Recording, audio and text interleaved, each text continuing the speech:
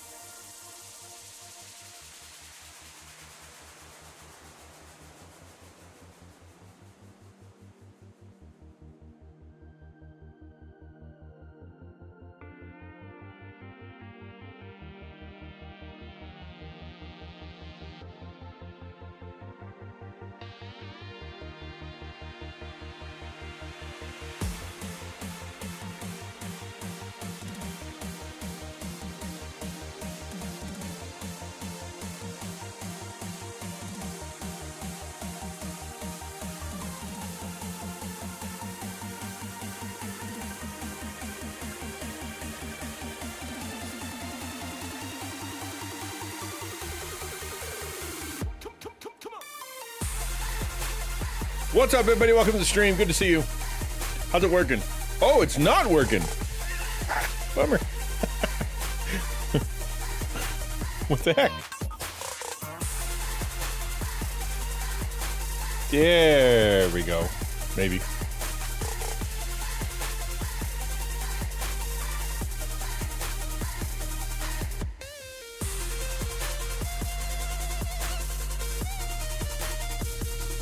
It's always a surprise. You never know.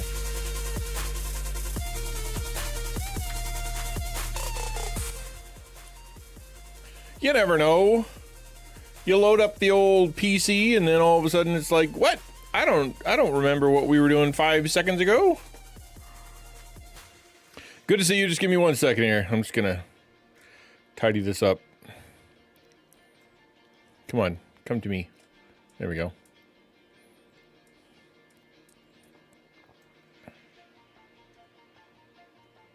There. Done.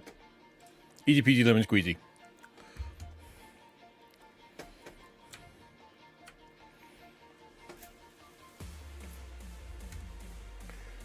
Hi, good to see you, Nurse Nerd. Hello, Quiz. I feel weird. I'm not wearing my headphones and it just feels weird. I'm going to put them on because apparently I've been using them a lot of late and now I don't know how to stream without them. So we're just going to put them on because I've had enough transitions. You know what I mean?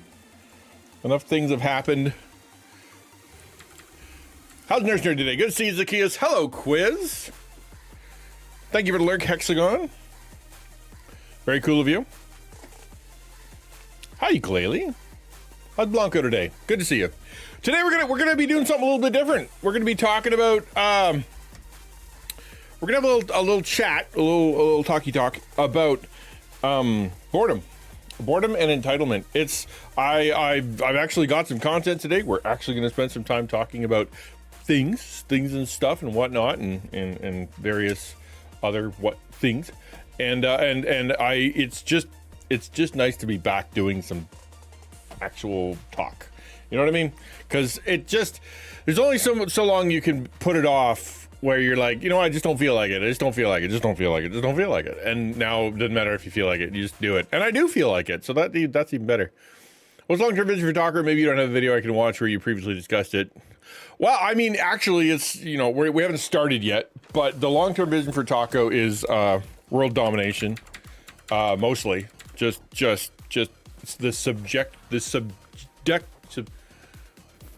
subjugation. That's what I'm looking for. The subjugation of all mankind under the righteous and firm hand that is Taco. That's a long-term goal. It's a long-term goal. In the meantime, reach. that's the goal. The complete, just subject, the subjection, everybody just under our boot, our very loving boot. So actually, it's funny you say that because we just had a conversation about this just the other day. Sitting there with 𝘽𝙤𝙧𝙚𝙚. So 𝘽𝙤𝙧𝙚 is the the counterpart leader, and we've been talking about what is what's the thing that's what we're gonna do next. And both looked at each other. She's like, I don't want to think about that until after Reach. We're not even gonna. I don't want to, because Reach is a lot, right? So but there are some cool things coming. I mean, yes, support Christian content creators with training resources and community. That is always the plan. That will always be the plan. What we're doing actually as we move forward is more focusing, right? More focusing. So we're evaluating things like the Discord, right? Is the Discord serving the mission to support Christian content creators with training resources and community? Is it doing well? When it comes to the taco streams, the monthly taco streams, are those serving Christian content creators well with training resources and community? Could they be better? When it comes to me and what I'm doing. Oh, I got a XtianNinja right in the middle of my face. Hold on. Where'd that come from? That didn't belong there. That belonged down here somewhere. Ugh.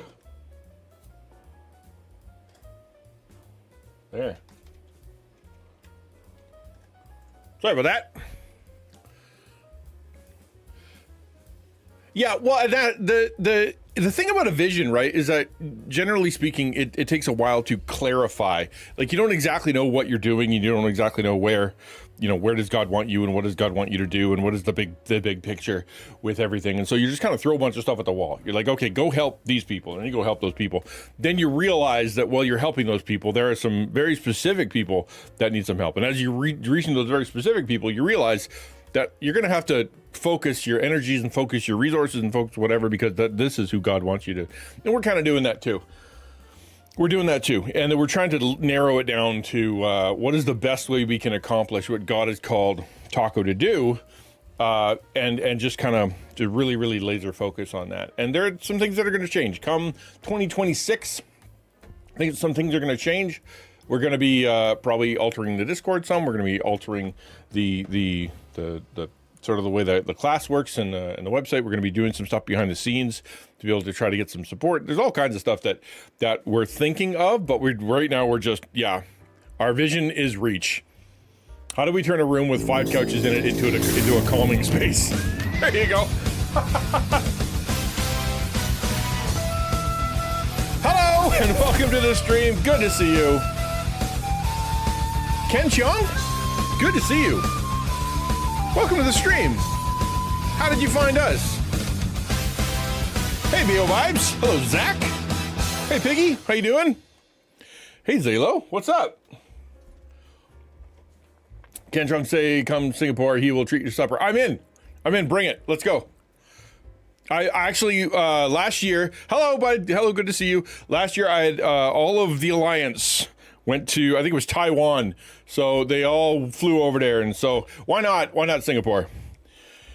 So welcome. My name is XtianNinja. Just to give you a quick introduction to me before I say how are you doing.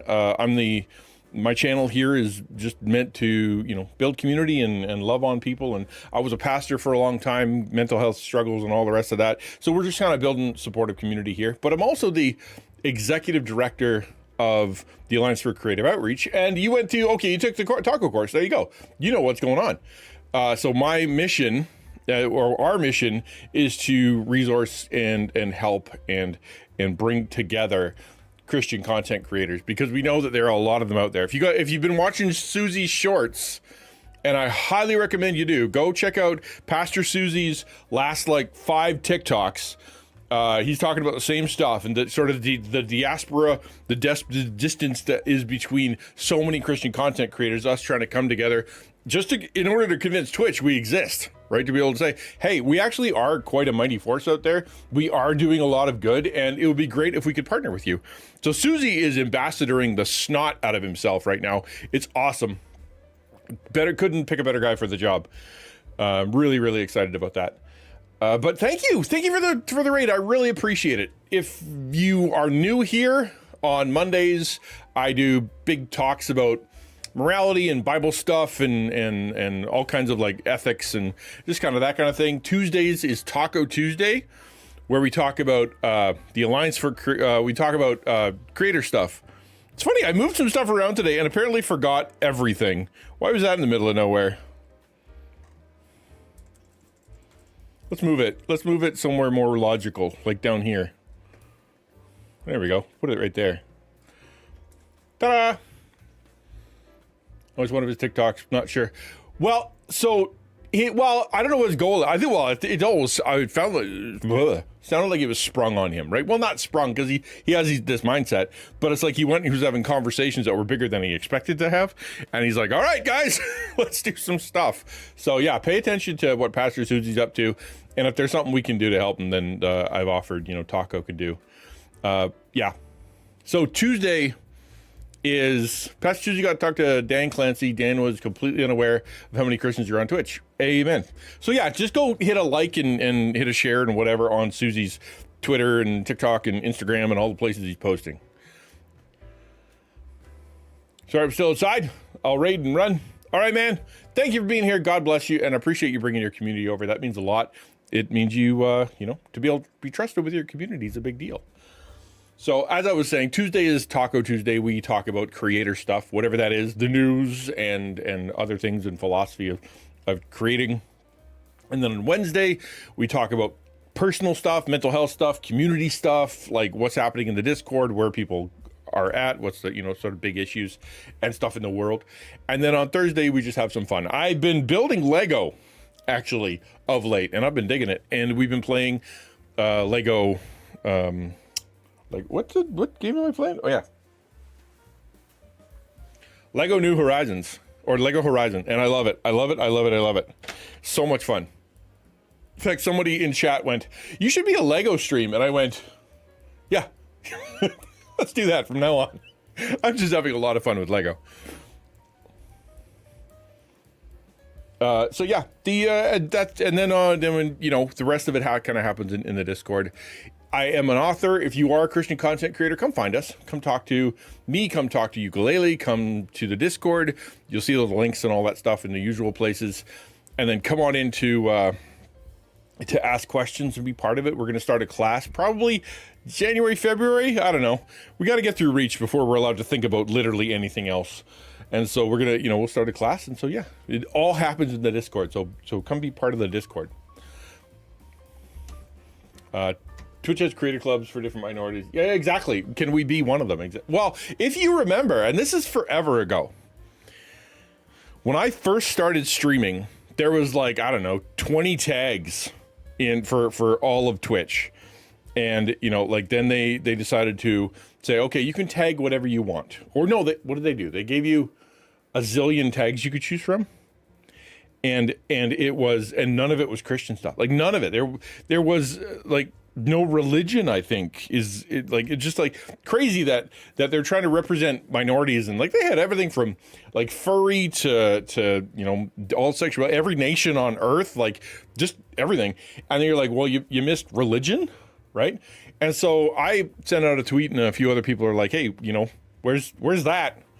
And so quietly and without any fanfare, they snuck in the religious ones without telling anybody. And so then there was a Christian tag. And so people have been putting tags in for Christian. Now they've blown the doors open. You can put whatever you want on there, and anybody can put anything. So it's but yeah, for a long time there wasn't. And then even when they started, they weren't thinking of Christians. Didn't even cross their mind.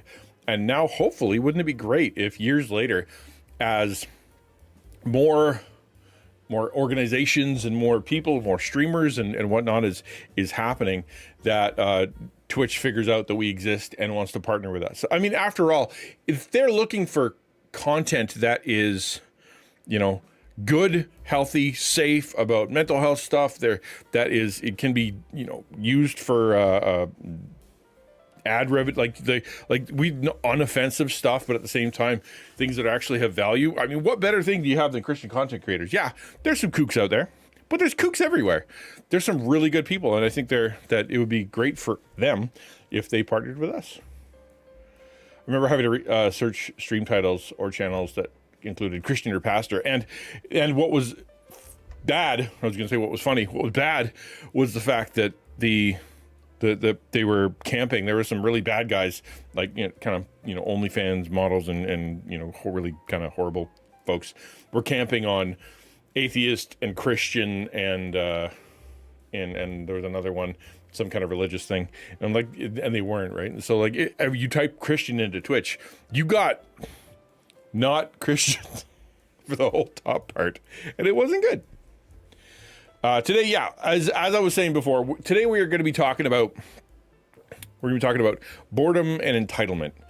That doesn't sound super fun, but what we're going to do, we're going to react to a video, and then we're going to talk about a Psychology Today article that I found. I was looking through some stuff today about like kind of what are we going to talk about, and this one jumped out at me because I know for me, we talked about like the dopamine hits and all the rest of that stuff that we keep going for, TikTok and being such a place of ultimate distraction. And I know for me, if I get on shorts and I start flipping through shorts, man, it's like super addicting. I find hours have gone by and I don't remember anything I've done or anything I've seen. I haven't thoroughly enjoyed it or learned anything. And so therefore, I'm like, okay, that was bad. But for some reason I spent 3 hours on it. Nuts. So, sorry, to answer your question, what set am I building right now? This is the set I'm building. It's a little super kawaii Japanese coffee shop. I've done 2 or 3 of these in the past, and it's like 1,000 mini blocks, like smaller than Lego. Mini blocks, and it's fun. I've been enjoying it, except for when I have to fit my fat fingers into little tiny crevasses that they don't fit. Okay, let's flip over to the actual content today. Let's see if hopefully this works. Let's go. Boop.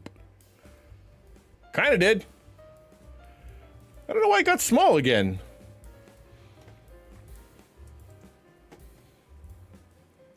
Crazy. That's crazy, man. Okay, sure. Is it the Canada flag that's causing the problem? Maybe it is. Let's move that, shall we? Blah. What else is there? Boop, boop, boop. Canada flag. Oh, the memes. The memes are getting in the way. Gotta hate that. Okay, that should do it. I should be able to make it big enough now. Yeah, there we go. Good. All right, sorry about that. The memes are in the way.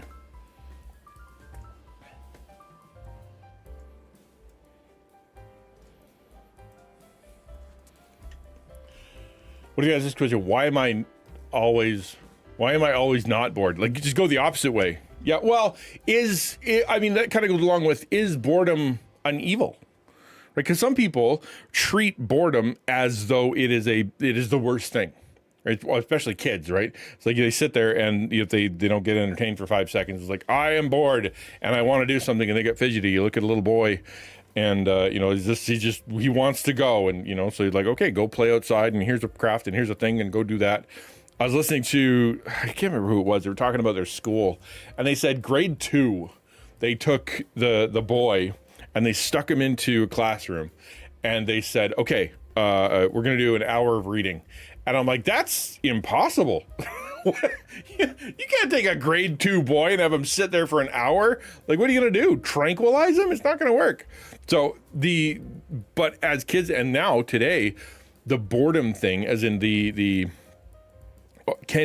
we have to function through being entertained or being distracted or being whatever? I know I've found it that for me, when I've done the silly thing where there's, I like a minute goes by and I'm like, oh, I haven't done anything. I whip out my phone and I don't have anything on my phone to do. So I've stared at my phone and just went back and forth with the icons for like, I don't know, 10, 15 seconds until I came to my senses. Like, what am I doing here? Why am I just flipping my thumb back and forth? Because I need to look at a screen? Is that how bad off I am for boredom? And so the argument, what we're going to be talking about and kind of learning about today and whatnot, is basically it's okay to be bored. Don't freak out if you don't have anything to do. It's actually good for you. Things like that. That's what we're going to talk about. I read something about how boredom helps kids with creativity. Yeah, well, that's it, right? And you think about kind of like the AI thing, is that you have, if someone is sitting there trying to be creative or trying to be trying to think through stuff or trying to get things out in their journal or get things out of their head or trying to come up with stuff or trying to assimilate some knowledge or data or whatever. And the instinct is to go and punch it into ChatGPT or punch it into, whatever, and to go, okay, do this for me. Give me 12 ideas. It'll pop out some ideas and you'll be like, that one's pretty good. And you'll run with that. Whereas if you'd have taken the time to kind of think it through and where am I at and what are my feelings about and what am I chewing on and what's my history been and what's my life? What can I bring to the table that's uniquely me to this project? Then maybe you would have come up with something better or different, because it's just recycling old ideas and spitting them out, right? And so therefore, in the same way, if someone is out there and they are forced to kind of be with themselves and not know what to do, they're going to have to get creative, right? You put them in a room and they've got like a pencil and a pipe cleaner, and that's it, and they've got an hour. Like if you go to a dentist office or something, there's nothing there.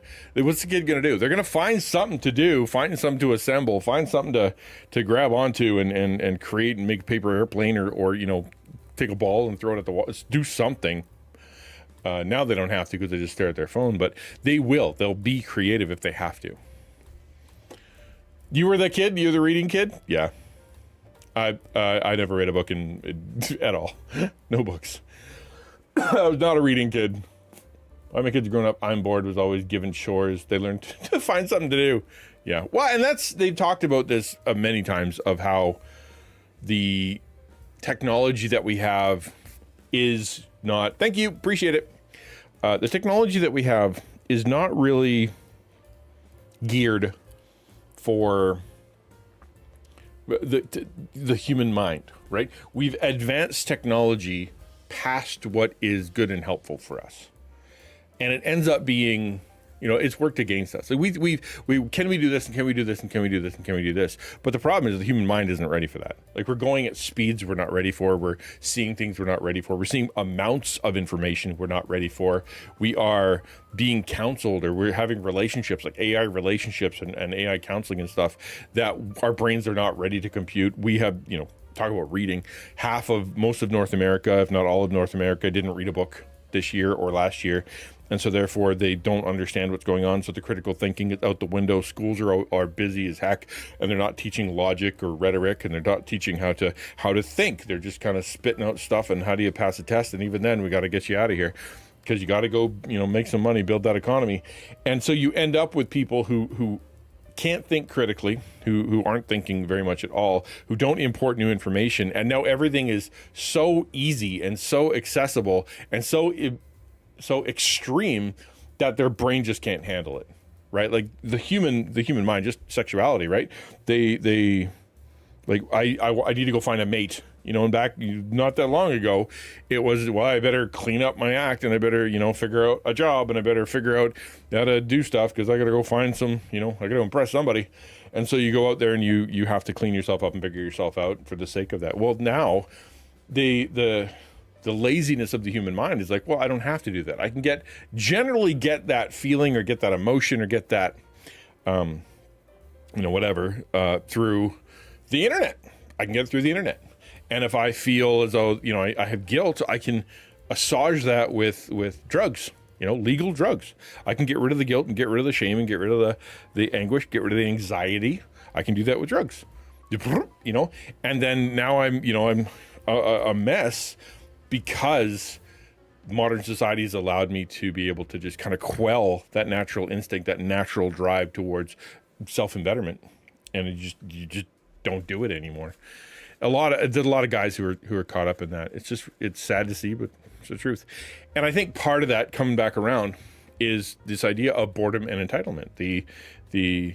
If we live in a world that people always have to be entertained, and they never want to take time to think, they never want to take time to meditate, they never want to take time to process or create or sit or enjoy or bask in, then you're going to have very shallow people. And then entitlement, if everything is immediate and you're being told all the time that you deserve it and you're worth it and you should get it, and you're the center. I always think of the Christmas commercials that come out, and you'll see them come soon. Half of them now are, you're buying presents for people, but you deserve something too. Buy yourself a nice thing.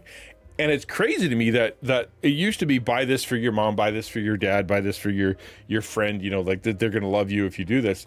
But it's just like, you should buy yourself some stuff. You deserve stuff. You should. That's what you should be doing, is getting yourself things as long as you're out there. And it ends up being completely sort of, I'm entitled to good things because I did a nice thing for someone. And if that's the way the world is, we're going to have some really yucky people. Too many things happening to talk about, but there's some Bible study to make better. All right, rock and roll.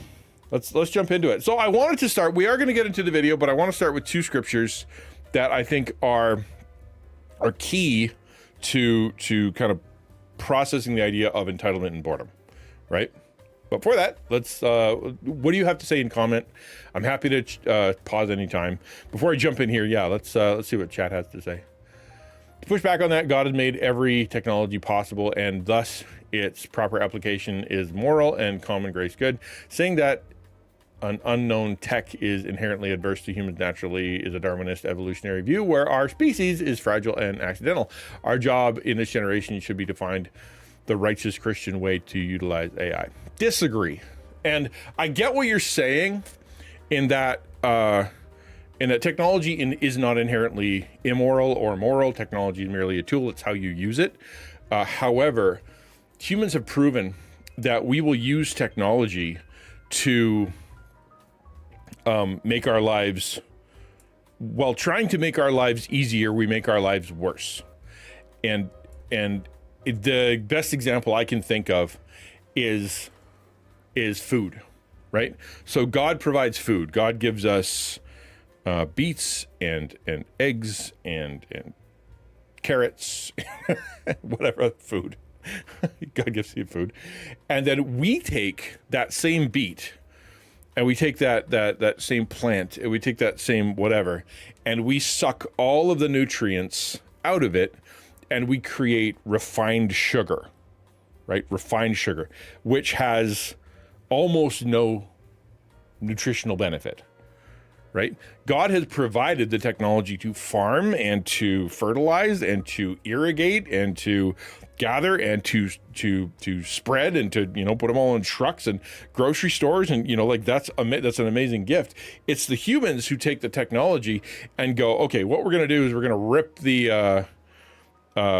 the good out of this. We're only going to keep the bad, in the same way that the idea of social media, which is, I'm going to share my life with you, Facebook, the original plan of Facebook, see what grandma's up to and see what the kids are up to and share life and share opinions and whatnot, becomes an engine to keep you attentive keep your attention so it can sell you, so it can run ads, right? That's now what it's for.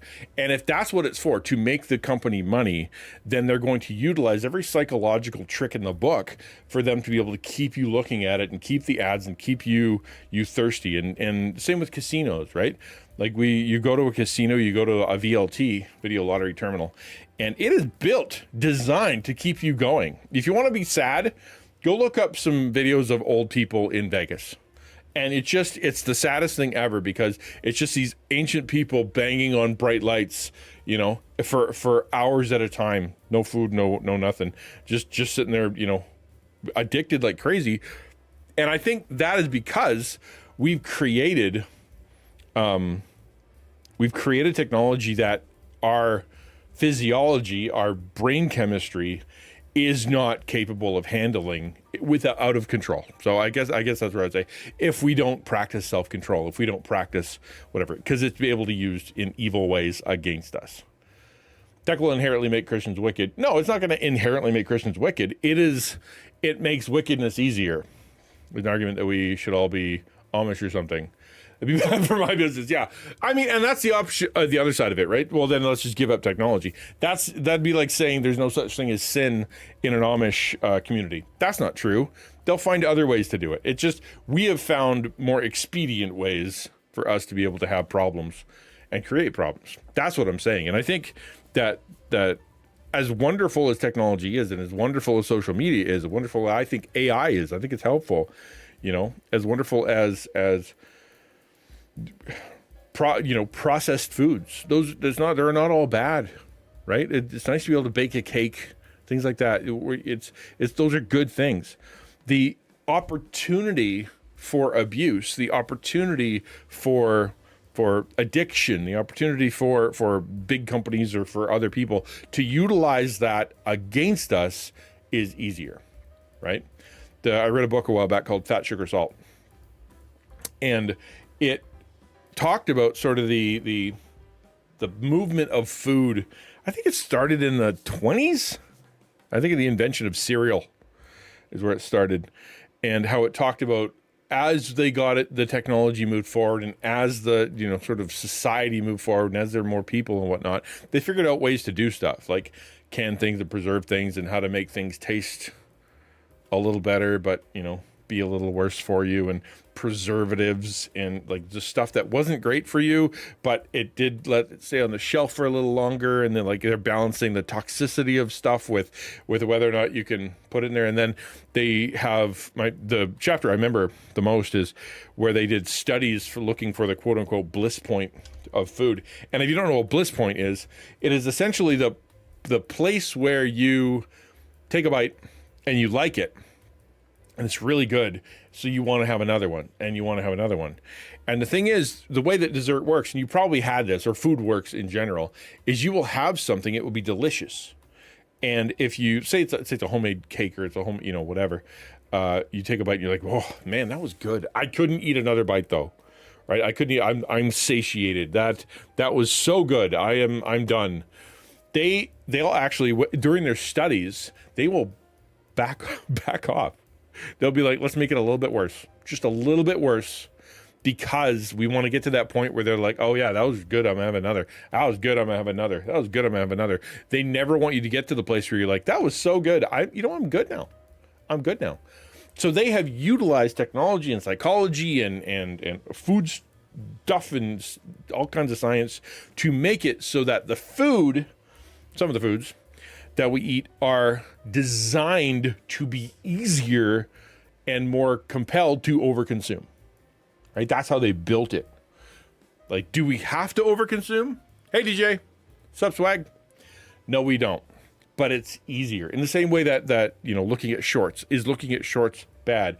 No, but they're designed to try to keep you in a place where you always feel like there should be something interesting or funny or whatever to keep you from having to get bored to think. There's all kinds of different things out there, technologically speaking, that are working against you to make it easier for you to fall into traps, right? You go back to Proverbs, and you got the immoral woman who's calling out to, which is the foolishness, right, incarnate, and saying, come here. I've got some really good stuff. I've got, look at the food that I've got, and look at the smells that I've got. And look what I look like. Come on in, buddy. And it's designed to entice you to go somewhere to do something you shouldn't do, right? That enticement, that is temptation. What I'm saying is that technologically speaking, that temptation is easier for us, is not easier. It's easier for us to fall for, and more addictive, and more prevalent, and more powerful, right? Someone who's struggling with loneliness back in the day would be like, oh man, I'm really struggling with loneliness. I'm going to sit in my house, I'm going to fall apart. Or I have to go out and I got to talk, or someone's got to come find me from the community. Well, now they don't have to. They can, there's a million different things they can do and never have to see another person, never have to leave their home, never have to connect with another human being. They can get an AI girlfriend, and they can order, in Canada, and they order some weed from the government to be able to smoke yourself into numbness. You can go buy some booze from the government, so the government will send it to your house, delivery.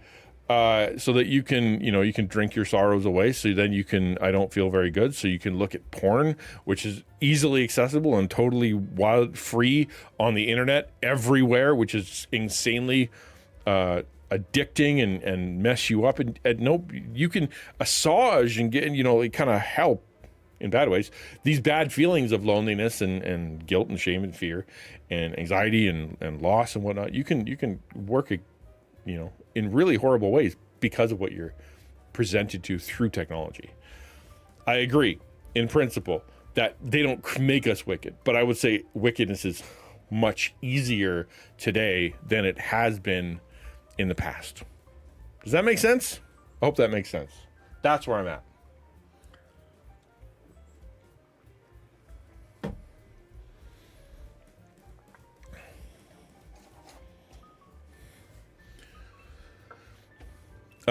All right.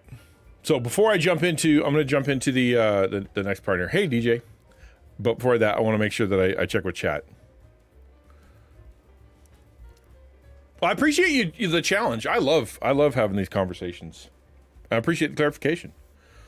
Okay, there's two scriptures I want to talk about just quick before we jump into the boredom video and the entitlement article. The first one is Philippians 4. This is Paul. He's sitting in a prison. He is writing to his favorite church. Are we allowed to say that? Church full of people that really love him, who have heard that when he went to Rome, he got arrested. Like, hey, look, it's Paul. Put him in jail. And he's been in jail now for, a year, 2 years kind of thing, and no idea when he's going to get out. He's waiting to see the ruler, but who knows when that's going to happen. And so they're freaking out. They're like, well, the church is going to fall apart. The missionary is going to fall apart. Nothing's going to work. Paul's going to get killed. We don't know what to do. We don't have it. And so they're freaking out. So Paul learns about this as the Philippians find out, and they send him a letter or send him an envoy. And Paul responds, and he says, guys, it's not as bad as you think. In fact, God's doing amazing things that couldn't have happened if it wasn't for the fact that I was in here. I'm able to, evangelize people I wouldn't have been able to evangelize, people who wouldn't have had to step up or stepping up. Like, God is doing some really cool stuff, so don't panic. And so at the end here, near the end of the book, he says, I rejoiced in the Lord greatly that now at length you have revived your concern for me. Right? In other words, I'm glad you guys are worried about me. Thank you for thinking of me. You guys are the best. When it comes down to it, I always know the Philippian church has my back. You were indeed concerned for me, but you had no opportunity. In other words, they're really far away, and they can't just UPS some care packages. It's harder to do back then.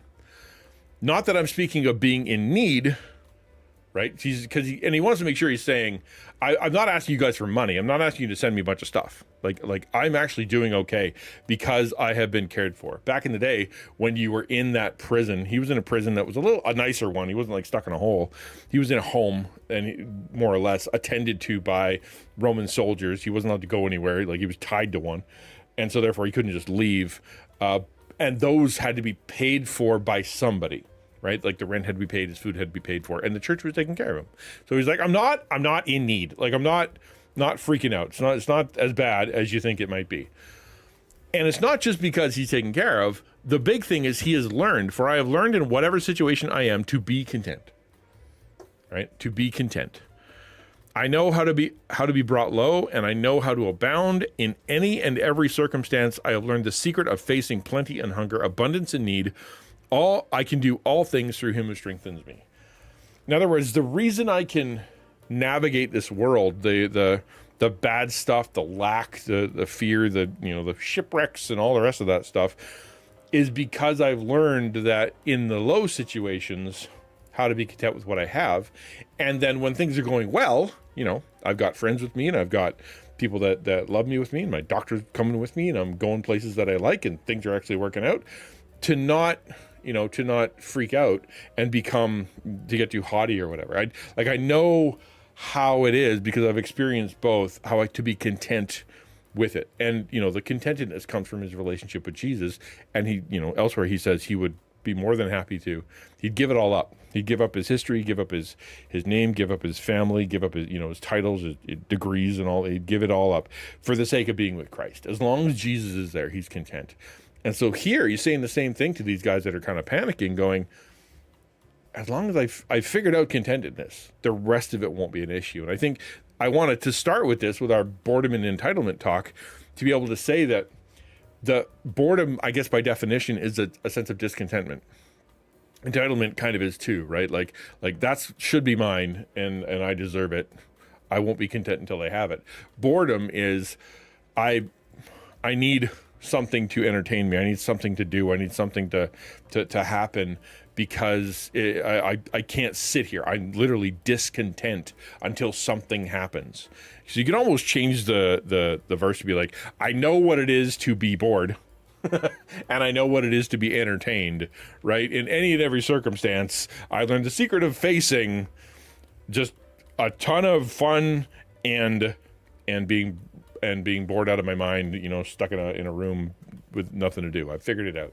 And the truth is that to be content within that. How do we do that? And that's what we're going to be talking about from actually two secular perspectives, right? We're going to watch two secular videos, because this isn't something that's purely Christian. Second one is this, James 4:1-3. And this is another take. And that is, what causes quarrels and what causes fights among you? Is it not this, that your passions are at war within you? You desire and do not have, so you murder. You covet and cannot obtain, so you fight and quarrel. You do not have because you do not ask. You ask and do not receive because you ask wrongly to spend it on your passions. Right? James here is talking about, and he's literally saying to the to the people reading, you guys are fighting with each other a lot. Now, where does that fighting come from? Where does that negativity come from? Where does that, the animosity and all the issues and all your grumpiness and where's that all coming from? It's not coming from outside. You're not upset because so-and-so has that thing. You're not upset because so-and-so said something. You're upset because of something going on in you. It's your desire. I desire everything to be quiet, so anybody who's loud, I'm mad at. I desire for me to be always full or always satiated, so anybody who takes something I think is mine, I'm going to be angry with, right? I desire authority and I desire respect, and therefore within me, anybody who disrespects me, anybody who doesn't listen to what I say, I'm going to be mad at, right? I deserve whatever you deserve, the thing inside of you, your passions inside, the thing you think you deserve. When someone takes that away, removes it, threatens it, you respond with murder, which is, in a sense, maybe bleh, and then that's the person, out of your face. But the other side of it isn't just murder; it's the removal of that person from your life, right? You murder them in your mind, you murder them in your heart. That person doesn't exist anymore to you. That person isn't worthy of your love, of your honor, of respect, of kindness. That person, it may as well be dead. You've just gotten rid of them. And that elsewhere you talk about how misplaced anger out of control in your heart can lead to murdering people in your heart. It's bad. It's just as bad. You covet. In other words, you are upset with each other and you want what each other have. So you fight and quarrel about it. That's mine. That's mine. That's mine. That's mine. How come you have it? Or it should be mine. And the stuff that you ask for, the stuff that you want, you're not even asking God for. You want to go take it from so-and-so. You want to go grab it from so-and-so, right? I want my authority. I want respect. I want stuff. I want security. I want money. I want companionship. I want whatever it is. And that person has it. And I want it. So instead of talking to God about it, God, why don't I have this, and how do I get it, and what can I do? Instead of that, you just go get mad at that person. You take it from them. You get upset with them. You cold shoulder them. You hurt them because they have something you want. You're not even asking God. And then when you do ask, right? When you do ask, you're not getting it because the thing you're asking for, you just want to spend it on these passions that are at war in you that are out of control, right? Like, it's, God, I want you to, I want to win the lottery. And in your mind, you're like, I want to win the lottery because then I can be super generous with people. I'm just going to be the best person in the history of people. It'll be awesome. But in your heart, you're like, but also, I want to use that for revenge, and I want to use that for, to fill up my sense of power and to be able to use it for my own pleasure. And because I don't want to have to trust God for stuff, I would just want to know what's in the bank. And that way I don't have to trust God anymore. I just know that I got a pile, you don't want it because it's good for you. You want it because you have some kind of lack inside of you. Right? There's something inside of you that is desiring it to happen, and you do not want you don't care what happens to you, to your soul, your relationship with God. You just want that thing to happen. And God's like, well, I'm not going to give it to you because you're going to get in trouble. You're going to hurt yourself. It is, and everybody's been on both sides of it, right? Like my journal today, perfectly honest, okay? Let me be completely transparent. I had a hard time watching Susie's shorts last night. And the reason is because had nothing to do with Susie. Susie is an incredibly good guy, a man of God, better at the job than I think probably anybody. Awesome pastor, OG of Christian content creation and digital ministry and gaming ministry. Just couldn't pick a better guy. And so when I'm watching him and I'm having feelings, not good feelings, that isn't because I think, Susie shouldn't be doing that. It's because I have this sense of anger and jealousy, envy, resentment in me, because I feel like if it wasn't for the troubles that were in my life, if it wasn't for the things people have done to me, if it wasn't for the weaknesses in my family, if it wasn't for, all the stuff that you guys can read on my blog, if it wasn't for that, I could be standing next to Susie. I could be there too. And so therefore the desire of my heart, the passion, could easily make me upset with Pastor Susie, to slag Pastor Susie, to be like, oh, he shouldn't be doing that, I should be the one there, or to get mad at my wife, or to get mad at Taco, or to get mad at anybody who said they'd help me and hasn't, or to get mad at my kids, and just spread it out and just allow that jealousy, envy, fear, sadness, anxiety, resentment to spread toxicity. It could easily have happened. Right. And I felt it growing as I'm watching. And again, like I said, it had nothing to do with him, it had everything to do with me. So my response, of course, and I've told you guys what I do every time I feel this, is I go send a nice note to the person that I'm having those feelings about. So I send them a note. You're awesome and you're great. And I'm so glad you're there and you're the best person for the job. Go. Right. To try to kill that part of me that sees something amazing. Actually, the words that popped into my head as I was watching that and as those feelings were coming, and it was 2 words: same team, right? It's it's if you were in football or your basketball or whatever, and someone scores a basket on your team, and you're mad at them for scoring a basket. You're dumb. That's dumb. You're on the same team. Your team is winning. Good things are happening for Team Jesus. You know what I mean? I shouldn't be mad that he's scoring goals for our team, right? That's a good thing. If you've received a random "You're awesome" note, yeah, maybe. It's possible. Actually, with you, it's also, I don't think I told her she's awesome in a while. Probably should do that. Yeah, well, that's it, right? Is that I know for me that it's an issue, and I have to keep trying to fight it. I really do. I really do. Well, do something. Dance, monkey. I want to see it. Yeah. So it's same team, man. We're all on the same team, and that's what I try to teach in the class, and I try to teach the small creators too, right? And that is, don't be jealous of any other creator. They're not taking your audience. God has given you an audience, and if you're not supposed to have an audience, God, you won't have one, no matter what you have. And there's 1 billion people or 7 billion people on the planet or something, and there's 3 billion gamers, and there's 1 billion Christians. Like they're not taking your, that guy who has 75 viewers or whatever isn't taking your audience. It's same team. Even if he blew it out of the water, same team, right? Same team. Have a good lurk. What have I missed? So much. We're talking about boredom and entitlement. Tech makes you bored. Contentment is the solution. TLDR. Okay.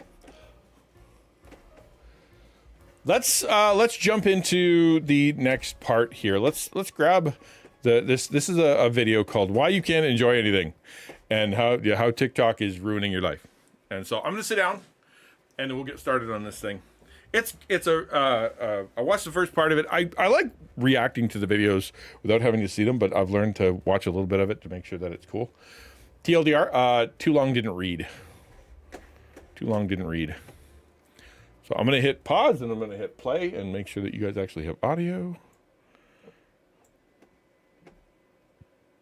Go. Today, we're going to talk about how TikTok is not trying to entertain you, it's trying to keep you bored. And TikTok was the big pioneer behind this, but now basically all the other platforms have jumped on board. And if we want to understand why we feel bored so much and how to feel less bored, we have to understand exactly what these apps are doing to our brain. So let's start with the basics. First, just a quick pause from me. And that is, it's something I've been thinking about a little bit lately, and that is to stop blaming our brain and chemistry for all the things. It is a factor, okay? Admittedly, we are biochemical machines. I agree. But I've heard so many people, including me, talk about the dopamine, or I do it for the, so I can get the other chemical that I can't remember, the serotonin, that's what I do, right? That's what I do. It's I just need a dopamine hit. I just need an energy hit. I just need to get some whatever. And we talk about our bodies and our minds and our brains and whatnot in terms of biochemistry and mechanics. And it's almost like, I wonder if it's an attack on the concept of joy and the concept of happiness, the concept of awe, the concept of just being able to enjoy stuff. And that instead of seeing it and going, wow, I like that. Somehow we've been told, or I'll speak for me, that you're not enjoying that. It is triggering a chemical response in your brain that allows for the excretion of dopamine from your whatever dopamine squirter. And it's just the way it is. It's like, that's not real joy. You don't experience anything, actually. It's just biochemistry, brain stuff. And I wonder if that disconnects us from the experiences. Just the way that we process it. I don't know. Just my thought. He's only going to talk about brain stuff and sort of psychology stuff, but I just want to recognize that yes, well, it's true that we are biochemical machines. Let's be okay with just saying I like it. You know what I mean? I think it's good. It really made me happy. I think that can be just plenty. That can be just plenty without minimizing the impact or the, I don't know. You know what I mean? You know what I mean? The volume needs to go down a little bit. I'll bring it down a little bit.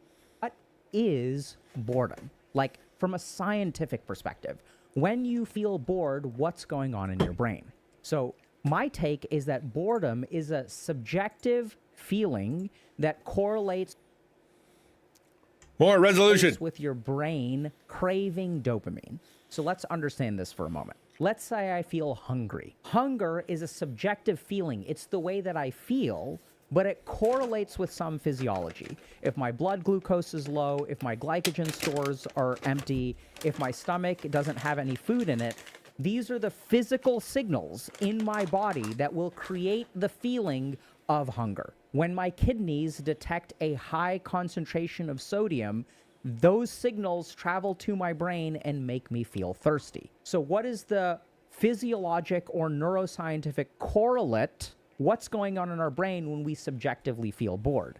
This is a craving for dopamine, okay? So let's understand this and think about it and see if this really fits. Hey y'all, if you're interested in applying some of the principles that we share to actually create change in your life, check out Dr. K's Guide to Mental Health. And if you kind of tunnel down, okay, why aren't you motivated? And they're like, well, there's no point.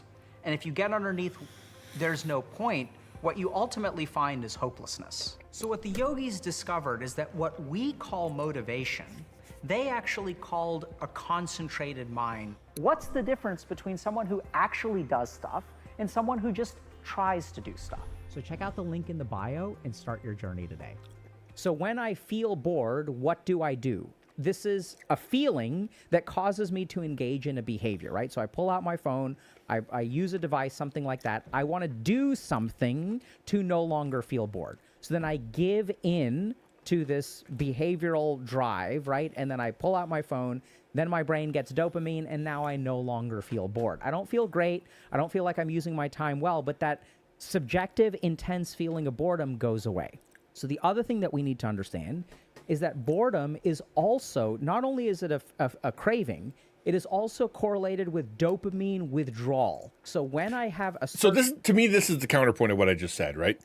Like, we minimize the concepts of joy and happiness and good things, relationships, whatever, by speaking of it in biomechanical terms. However, if you can't throw that out the window, right? If you don't understand what he's about to talk about, which is the dopamine addiction or dopamine withdrawal, or that you are feeding your brain nonstop something that it wants to make it happy, and then if you stop that suddenly, you're going to have some withdrawal symptoms. If you don't know that, you won't be able to process it well. You won't understand it well. You'll blame everything else around you.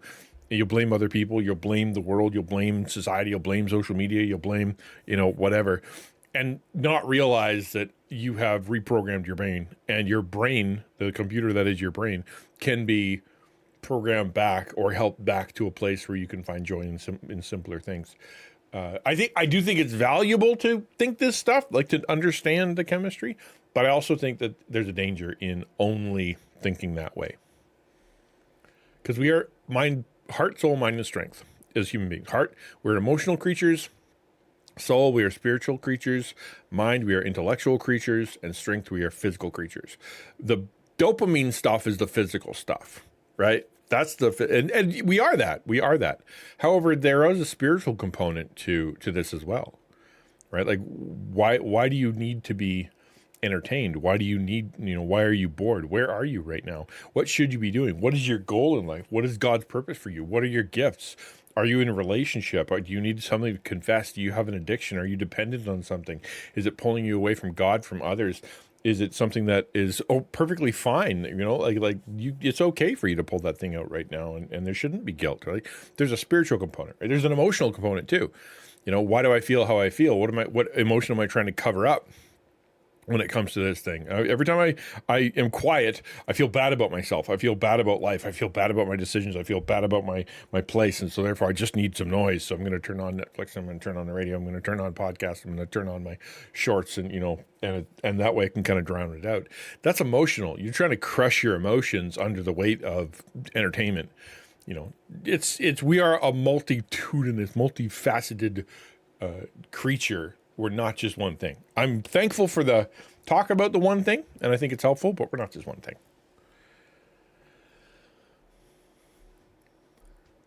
Yes. Well, there's also that. Yeah. Yeah, Conrad. Me too. Me too. Level of dopamine activity in my nucleus accumbens and ventral tegmental area, I feel like I'm enjoying myself, right? So dopamine gives us a sense of pleasure. It gives us a behavioral reinforcement. So whatever gives us the pleasure, we want to do again. But then once the dopamine transmission starts to drop down, what do we feel? We start to feel bad. We feel restless. We feel a lot of negative emotions sometimes. There's all kinds of negative things that we feel until we start using the device. Also, the we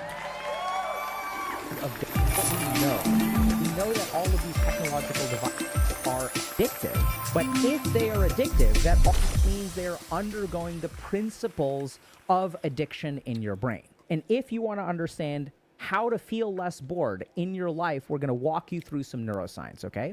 So there's one thing that I want to say now, which is the solution to this is very simple. The more bored you are today, the less bored you will be tomorrow. The less bored you are today, the more bored you will be tomorrow. And this mirrors completely with addiction. If we look at someone who's addicted to opioids, no, thank you, man. What has to happen? They actually have to withdraw. I appreciate it. I really do. No, thank you for the bits. I really appreciate you that you doing that. I should have probably paused the video and said thank you. That was on me, not you. That was on me, not you. Thanks for doing that. I wish I could automate it. In my life, I want everything automated, every single thing, so I never have to do anything. No, that was me. No, dude, it was perfectly fine. Thank you. It was me. I screwed it up. I was a bad host. Thank you. Are you done? Yeah. So this is thank you. Yes, I do want. Honestly, I would sign up for it in a minute. If it would pause this thing, then play the alert, and then unpause the thing, I'd be happy. That would make me happy. What do you want? Experience. Hold on, let's back up a bit. Negative effect you will be tomorrow. And this mirrors completely with addiction. If we look at someone who's addicted to opioids, what has to happen? They actually have to withdraw. They have to experience the negative effects of withdrawal for some amount of time so their body kind of basically recalibrates to normal. And this is exactly what we see with dopamine as well in all these devices, is that the more bored you are willing to be today, the less bored you will be in the future. So let's dive into I hope he explains a little bit. This is as far as I got and went, yeah, we should watch this. I wonder if he's going to explain a little bit what boredom is. Like, I get the concept, and he's like, boredom means that your brain doesn't get dopamine. But, like, does it mean sitting alone cross-legged in a room that has no paintings on the walls or whatever? Like, what, when it comes to boredom, your feelings of boredom, is it just, a minute and a half where nothing has happened to you? There's no conversation, there's no entertainment, there's no education, there's no, no stimuli? Or is it something else, right? To me, if I were to like kind of define boredom is a lot more than I've got a minute to myself and I'm waiting for someone, so I'm going to open my phone and check my email. That's not, oh, you're addicted to your phone. That's just, hey, I have a minute, and it's the thing I can do, bang out a little project and call it done, send one text, that I don't have to send later. And it's all good. I don't think that qualifies as boredom or addiction to your phone or whatever. I think boredom is, I would think that it has to do more with, you have a plethora of options. Right? You could read a book, you could call a friend, you could meditate, you could pray, you could study, you could read, you could create, you could, something. But there's such a malaise, such a lack of desire to do stuff because it's not going to stimulate you intensely enough or immediately enough or enough that you can't find joy in that stuff anymore. And so therefore I'm so bored, right? And you clearly said it earlier, right? Your kids come up and say you're bored. Okay, well, here's 15 things you could do. Like, go finish that puzzle, go build your Lego, go clean your room. The bathroom could use a swish and swipe. Go outside, go for a walk in the woods, take your slingshot, go practice some more. Like these are all things you could do, right? But you're bored. And I wonder if the question is, well, I don't want to engage. I don't want to think about it. I don't want to do a thing. I just want it to happen to me as opposed to me engage with it. And that's boredom. I wonder. The first thing that we're going to talk about is dopaminergic transmission at the synapse.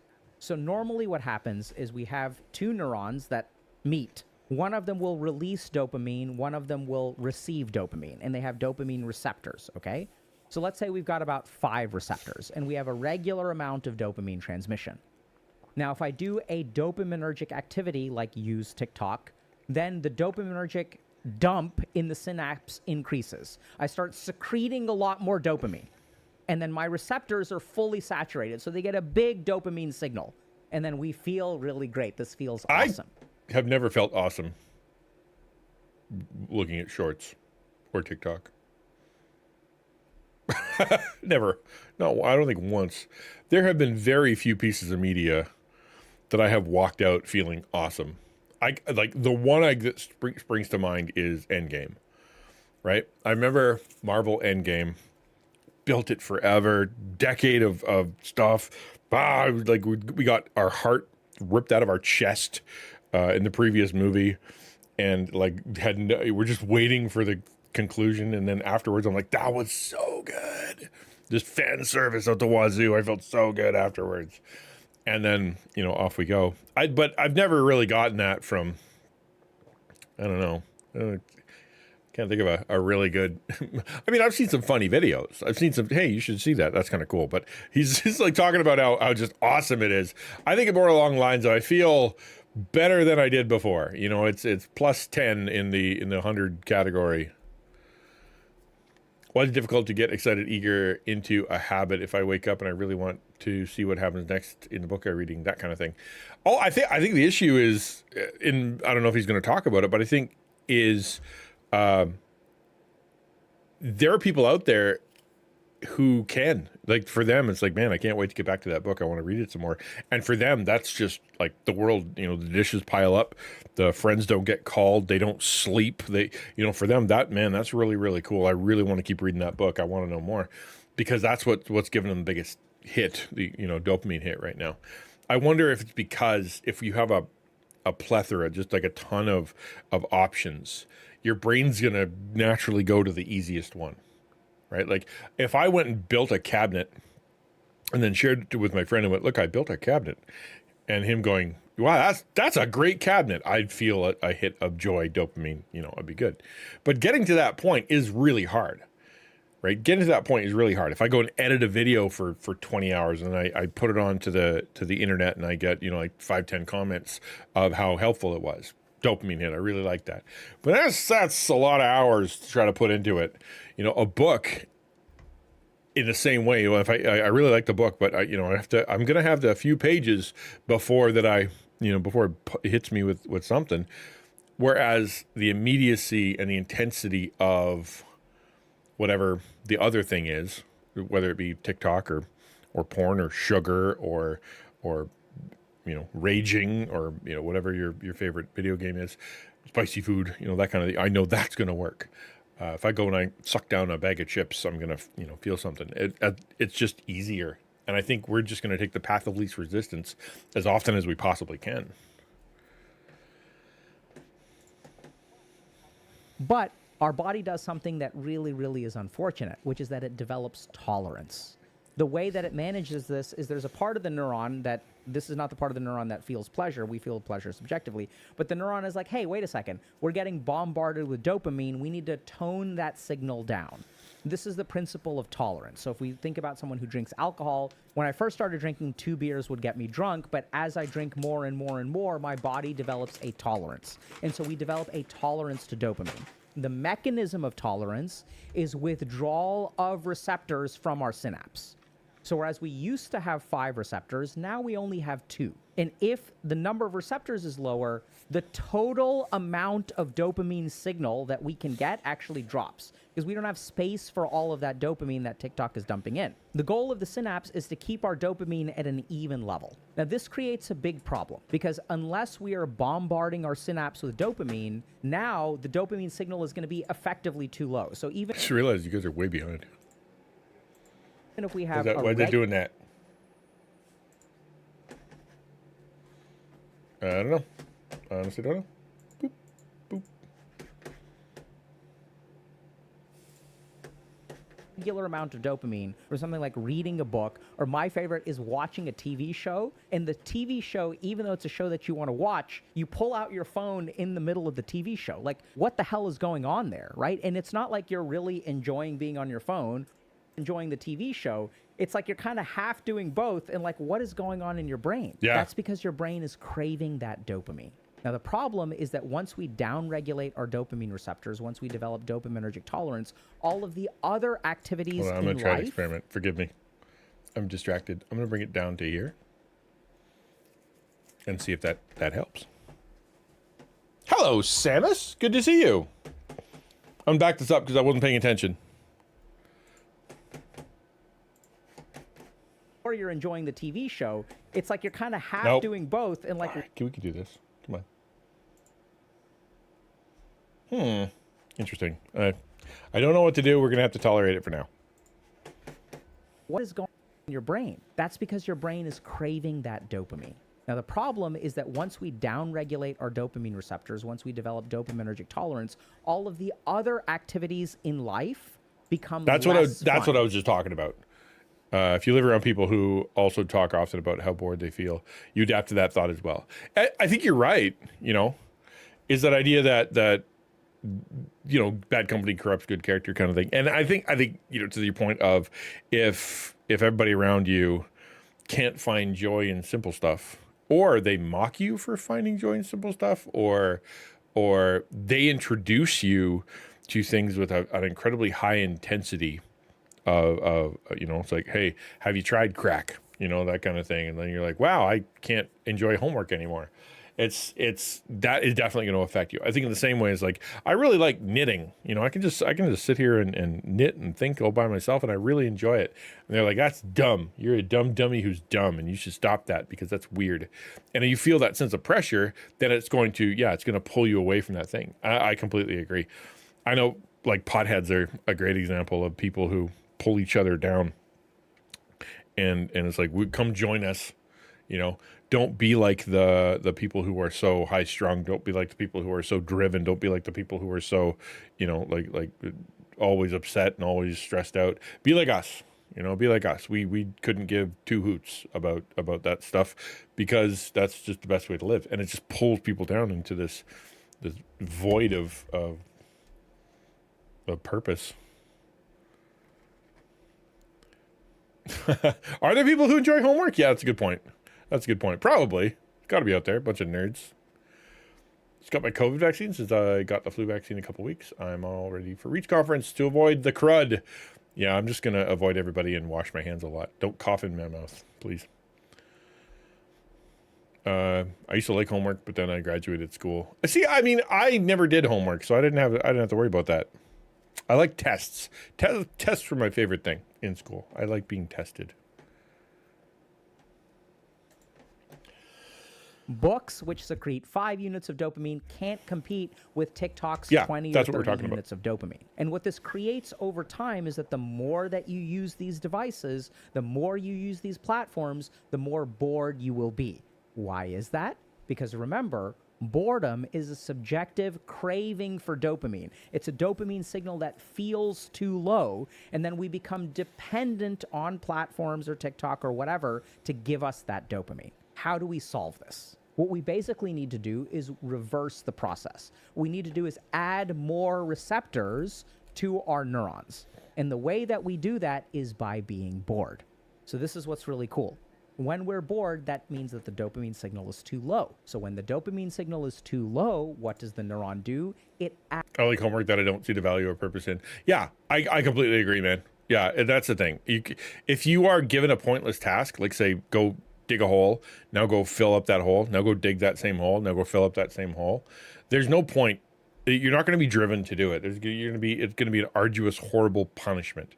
However, if you're sent out to dig post holes so that you can save your farm and help your animals or help a village or prevent an attack or something like that, you're going to have a lot more enjoyment because there's a big purpose behind it, right? Same activity, digging a hole, but one of them is utterly pointless and the other one has purpose, and that's the one that you can enjoy. Yeah, for sure. And you're right, it's not really rocket science. It's just something that you need to, if you don't know and you haven't thought about, or for that matter, you haven't thought about in a little while, and you're like, why can't I enjoy anything anymore? And this is the video that helps you go, oh right, that, you know.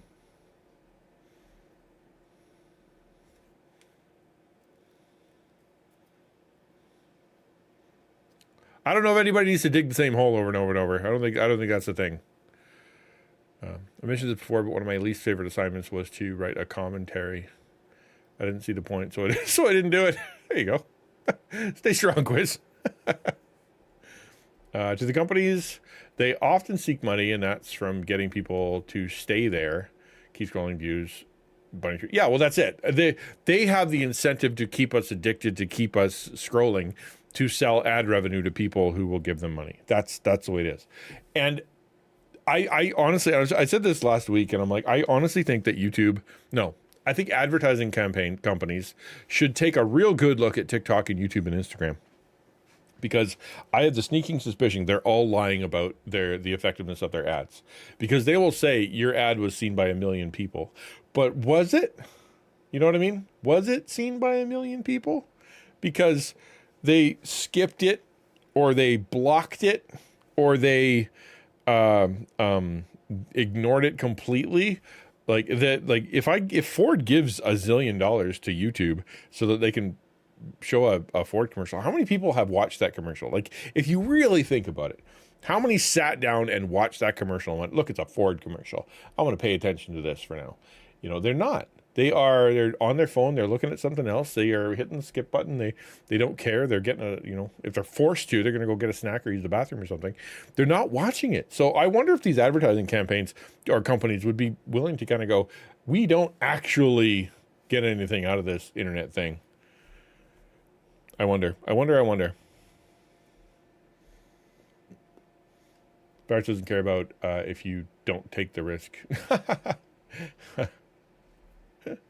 I'm not getting into a COVID argument. To be fair, in the old days of TV, didn't watch commercials. We went to the kitchen and bathroom during them. Yes, that's true. I think I agree. They would do studies, though. You know, have you heard about this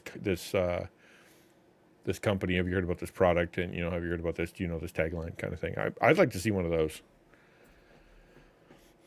Algorithms that purposefully look deep into how people see trending, traffic hours, content relevance, tolerance, falling back in something that doesn't work, strategies based on decades of research. Yeah, and psychological research, like the VLT thing, where you you play, win, play, win, play, win, win, that where they figured out how to keep you pumping your money in. They know how to do that in the same way that your the scroll, it will feed you crap on purpose, stuff you don't like, so that you will, get something you do like, and eventually go, oh, that was kind of interesting, and then be willing to scroll not just one more, but 10 more, because sometimes within that 10 you're going to get a good one.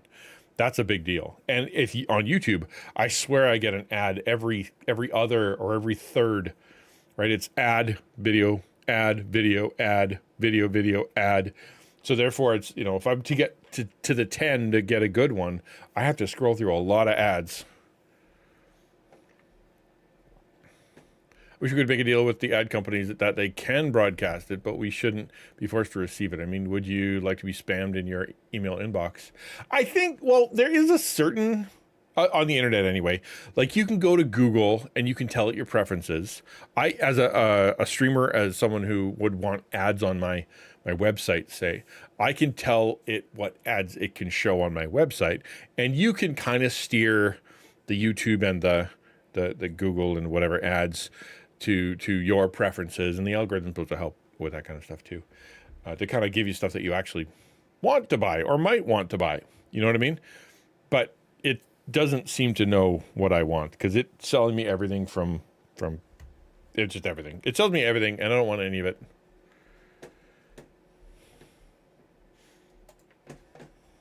Adds more receptors. The more receptors it adds, the more you will derive pleasure. Now, our sensitivity to dopamine has increased, right? It's the opposite of tolerance.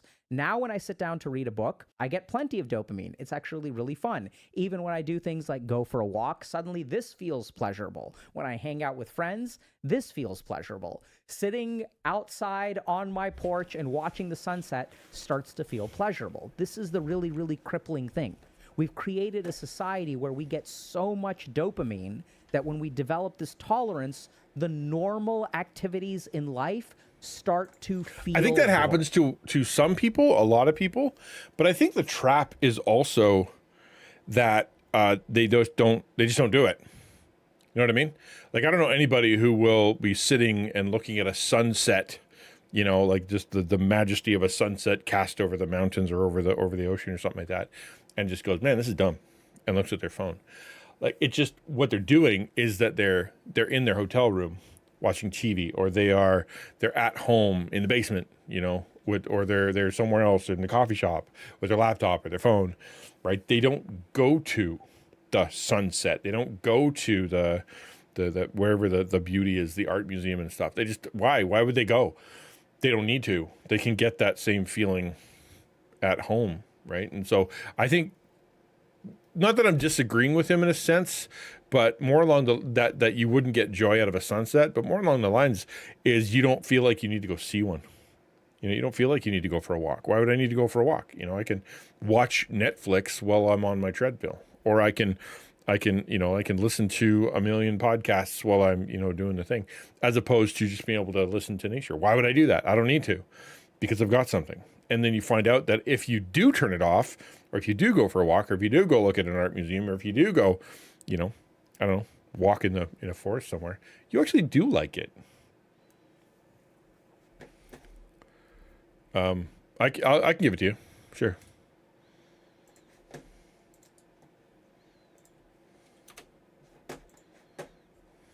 So what we want to do is reverse this dopamine tolerance. Then what'll happen is we'll start to recruit this principle called dopaminergic flexibility. So as our dopamine sensitivity increases, we start to get something really cool, which is something called dopaminergic flexibility.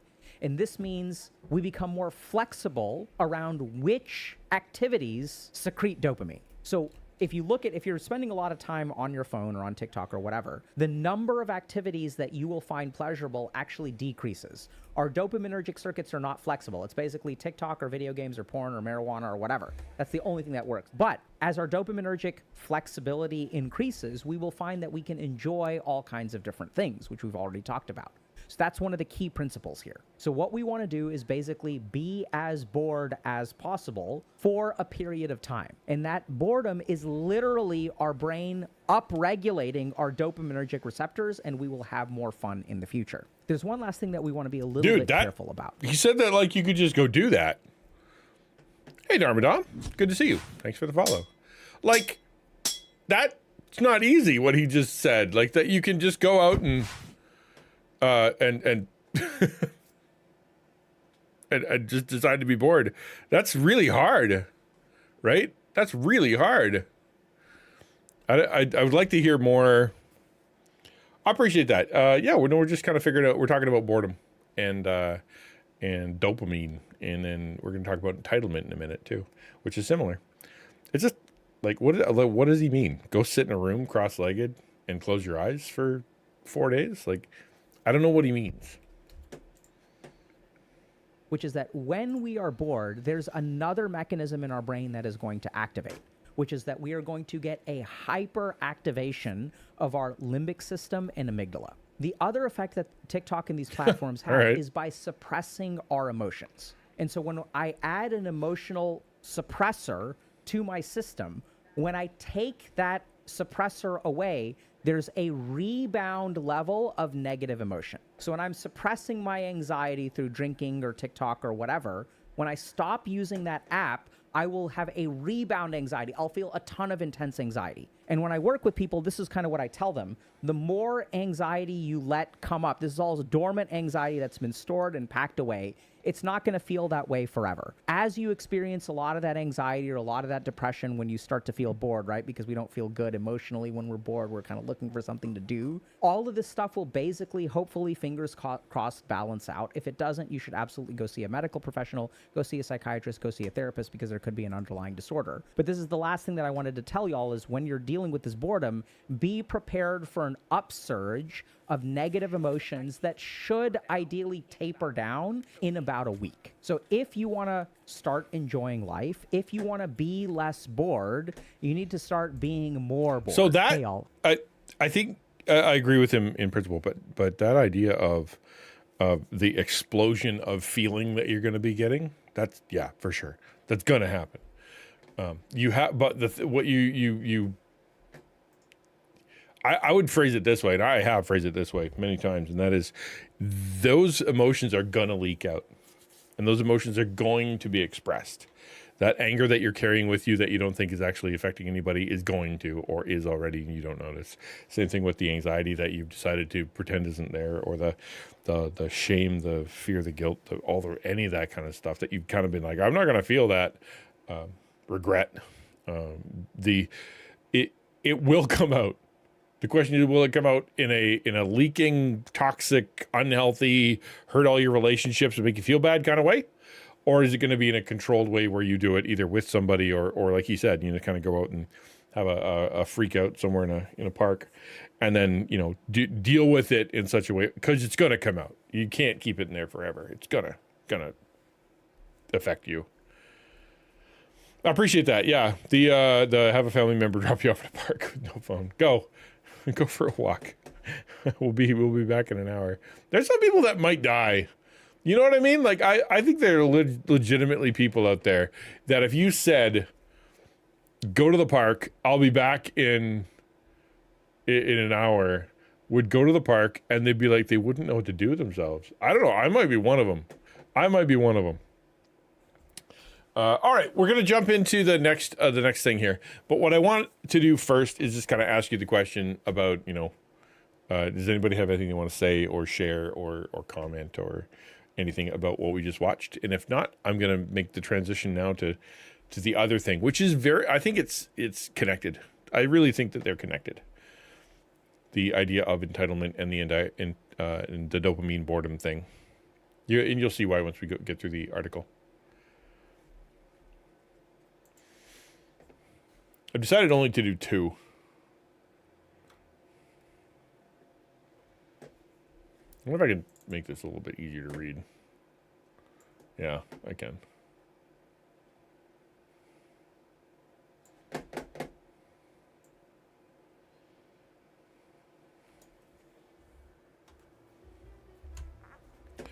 Okay.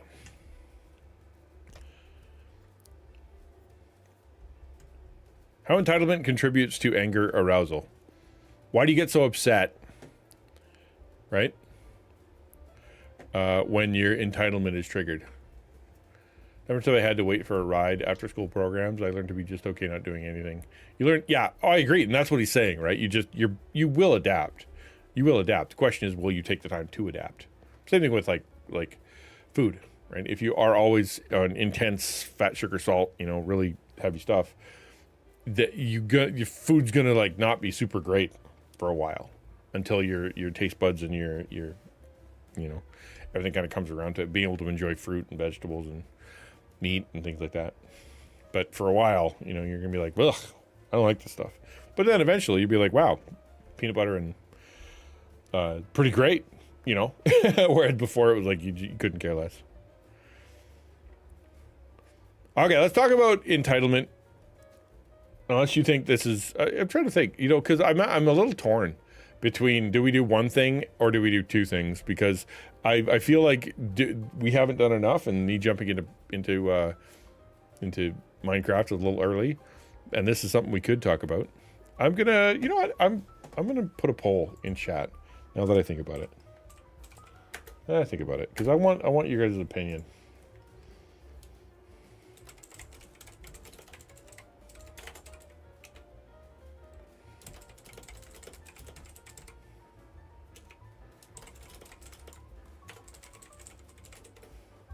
Okay, I'm going to start a 1 minute poll. A 1 minute poll. And y'all can contribute. My whole room will be blue for as long as the poll's on. And so if you, do you want to? Are you curious about what's going to happen? Or are you like, you know what? We just did like a full hour of talking about something. Let's just jump into something else, because that's more than enough. Because I'm on the fence. I'm on the fence between either we should only do one thing per stream, because otherwise we'll just forget about the other stuff, or we can kind of keep going because we got a few more hours to kill, and so we should do something of value. So I'll let you guys vote. Up to you. Only a minute though, so if you want to do it, you got to do it.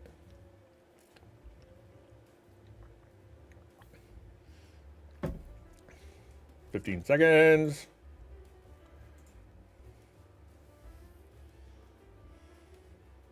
It looks like the eyes have it. Okay. Dun, dun. How entitlement contributes to anger arousal, recognizing how entitlement can predispose us to frustration and anger. Entitlement is an interesting thing, right? I deserve. That's what that essentially comes down to. How believing you aren't getting what you deserve contributes to you being a big dumb jerk to everybody. That's what this is about. These all just repeat the rest of it. So we're going to start with the article and kind of work our way through. It says this: throughout my years as a clinician, I've worked with many individuals whose anger was fueled by their sense of entitlement. They shared a personality trait characterized by believing that they were special and deserved things without effort, and that others should be more responsive to their needs, even when it was draining for them. Right? That's it. It doesn't matter how you feel. All that matters is that I get what I want. Right? I deserve it, even if you get hurt or fall apart or whatever as a result of getting it from me. That's what I deserve. So they will hurt that person, or they will threaten that person, or they'll get angry with that person, or they'll manipulate that person so they can get what they want. This is true in business. This is true with employers and subordinates. This is true in marriages. This is true in friendships, things like that. It's like, you will do what I expect. You will do what I deserve. You will give me what I want, or I'm going to be upset with you, right? You will take me where I want to go. You will call me by what I want to be called. You will pleasure me in whatever way I want to be pleasured. You will serve me and give me and whatever. Take me what I want to do. You will feed my ego, right? You'll feed my ego, feed my pride, or I'm going to respond with being mad at you. Those who feel entitled believe they are owed something because they feel special. With and without full awareness, maintaining this belief predisposes them to feel great frustration and anger regarding a perceived injustice. Right? I'm special, and you not acknowledging that is not just, that is wrong, because I am special. Now, I recognize they're going to be, I can't think of a single person who would hear that and go, yeah, that's me. Because because there's a sense of extremity to it, right? It's just like, I would never say that. But just kind of ask the question this: do you believe, or have you ever gotten mad at someone for not saying, doing, giving something to you, not because you earned it, not because you were owed it, but because you felt you simply deserved it because of who you were, right? Say, for example, I'm trying to come up with the one off the top of my head, right? You mowed the lawn, or you did a good job at school, or you cleaned the garage or something. I don't know. You did a thing, and you walk in, and what do you expect? Right? What do you expect? You want someone to say thank you. You want someone to say good job. You want someone to be in awe of something that you like, wow, that's cool. Let me go see. And if you don't get it, nobody says thank you. Nobody says good job. Nobody goes and looks. Do you feel frustrated and angry that they didn't? Right? Say the boss goes, do a thing, and you go do the thing. You're like, boss, I did the thing, and you don't get a thank you. You don't get a good job. You don't get a nothing. He just goes, okay, here's another thing. Do you feel upset because you felt entitled to get the thank you, entitled to get the good job, and because they didn't give it to you, that is unjust, and now you're upset. Willing to admit my level of entitlement had been a struggle in a relationship marriage department. Yeah, and that's it, right? Like, I deserve, I should be getting, I've earned the right to, and if I'm not getting that, that means the world is broken and people are the worst, and I get to take things out on them. I once learned there's a form of entitlement that kids should have with their parents. They're entitled to food, cleanliness, safety, shelter. People born into abuse sometimes need to learn this entitlement. I think it's an actual word phrase for this. Of course, this is not the entitlement we're talking about. No, the expectation of care. I think you're right. I didn't grow up in that, so I'll take your word for it because I agree. They should be able to go to their mom and dad and assume, hey, I need shoes. And to assume their parents would find them shoes because they can't. Yeah, I agree. They believe that their specialness should protect them from suffering and hold the belief that they are more deserving than others. A sense of entitlement may derive from early childhood experiences in which a child is overly indulged and rarely, if ever, has to face disappointment or frustration. We have a term for that. We use the word spoiled. It might be supported by parenting that fosters a false sense of inflated ego. It may also evolve from belonging to a certain group / beliefs in white privilege, masculine superiority over women, being of a certain ethnicity, following their religion, or living in a particular country. Such entitlement may be further reinforced by members of the group. Yeah, you are better because you are this color, because you are this religion, because you are this nationality, because you come from this country, because you have, this title or this last name. You are entitled. And anybody who doesn't believe that is wrong and should be punished. And simply by being who you are, you deserve. Right? When does someone feel entitled versus just buying into something? Someone might feel entitled to their revenge over something that happened to them or someone close to them. But when is it just buying into what they hear in the news or in a video? Well, if they're buying into it, it means they've been convinced. Right? So if someone says, I deserve this, I didn't get it, now I'm upset. It could be that someone told them, right? Like, hey, did you get a raise? Did you get, did they get hurt as much as you got hurt? Did you get, did that happen? If not, you've been treated wrongly. And then that person goes, well, you know what? I have been treated wrongly. I do deserve that. And then their sense of injustice and their sense of entitlement kicks in. They may not know, and we talked about, bad company ruining good character. That idea that if you're surrounded by people who are bitter, grumpy people who believe that the world owes them something, or that because they were hurt, because they were abused, because they were left behind, because they were, whatever, that they get to treat the world badly. And if you go find that group, they convince you, no, you're a victim. You deserve. No, you're a good person. They're bad people. You deserve. They need punishment. We need to band together, all of us who should be able to take this on and tell them that they're all wrong. And if you hang around those people, you can be convinced that your sense of entitlement, right? Then you buy into it. Well, if they're convinced, and that's, if at the end, and you find out, and plenty of people have figured out that their group lied to them. Their group was like, you should go get this, you should do this, you should quit your job. That boss doesn't understand you, and then you quit your job and you realize, I was just listening to a bunch of idiots who didn't know what they were talking about, and I wasn't owed that. I hadn't earned it yet. Like, I got my wrist slapped recently by someone I was talking to, who was I shared a video about it. It was my dragon roast, right? And it wasn't them I asked for the wrist slap. So dude, they're great. I asked for it. Tell me if I'm doing anything wrong. And their answer was, you are acting way too big for your britches. You have not earned what you keep asking for. Like you talk about projects that are bigger than it. You contribute information and contribute. You're trying to help with things that you haven't earned the relationship with. What like that? We burn way more energy on you than any other of our people, because you're so you're so engaged and got all these big ideas and stuff. You haven't earned the right to say all that stuff yet. And they're right. They're absolutely right. I am a very small fry in a very small fish in a very small pond. And so therefore or a very big pond or whatever.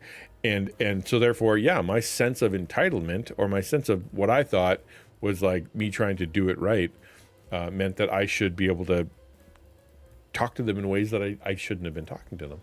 Asking them for stuff I shouldn't have been asking them for, in ways I shouldn't have been asking. That was me. Now, I got that wrong, so I can go back and go, you're right, I was wrong, I shouldn't do that, and then alter my behavior. But that doesn't change the fact that I'd done it. Entitlement contributes to anger.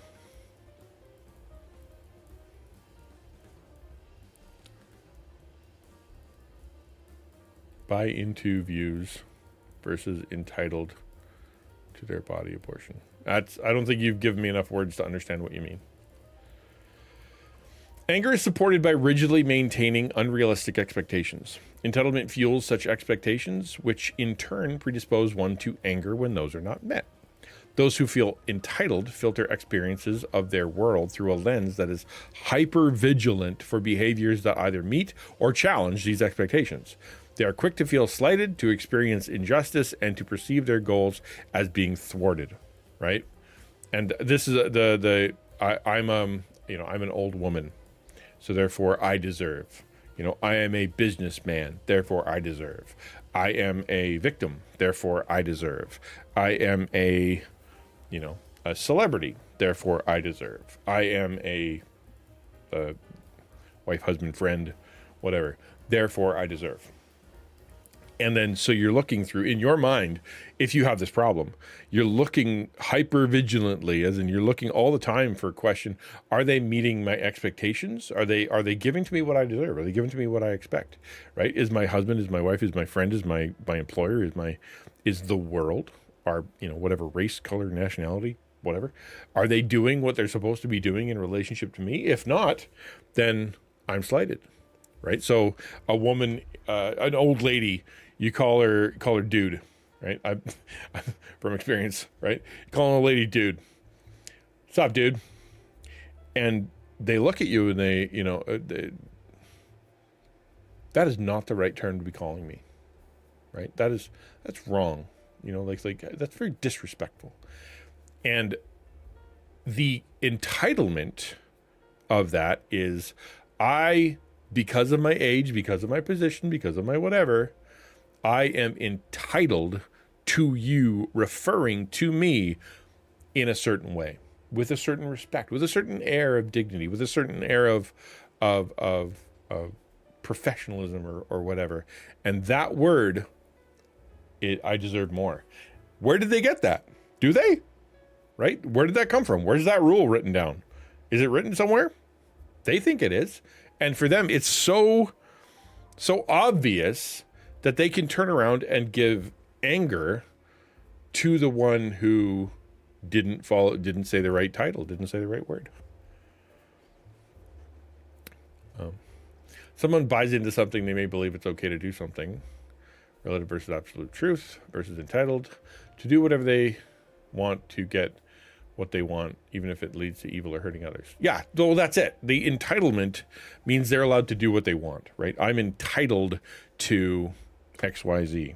So therefore, it doesn't matter the consequences to the others, because I deserved it and didn't get it, or I deserve it and I have to step on them to get it.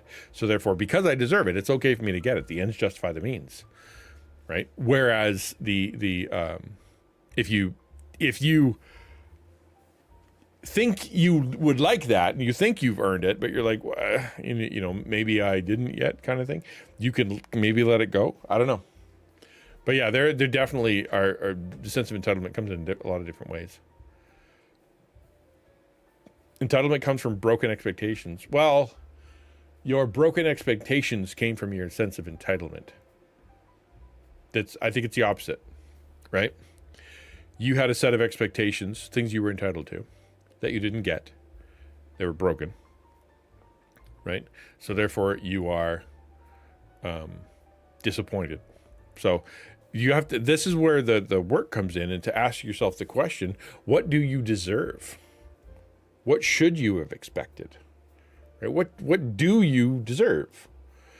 And a lot of people, if you sit there and list it, they wouldn't list all the things that they have in their head. They deserve a good job. They deserve to be, to have a vacation every year. They deserve to be to have time off.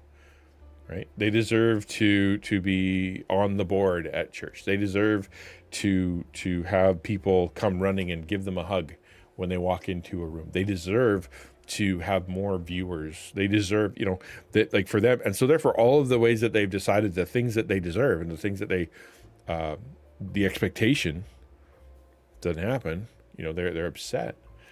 I expect that if I do XYZ, I'll get a girlfriend.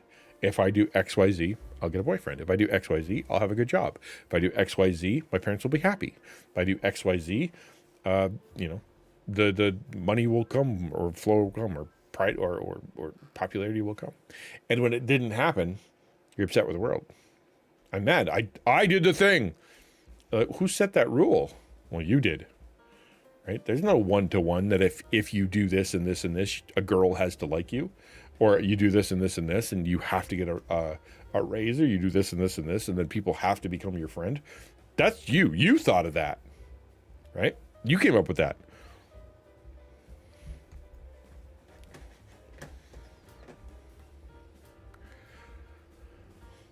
All right. Entitlement creates an inclination for unrealistic expectations regarding services, relationships, work advancement, immediate gratification.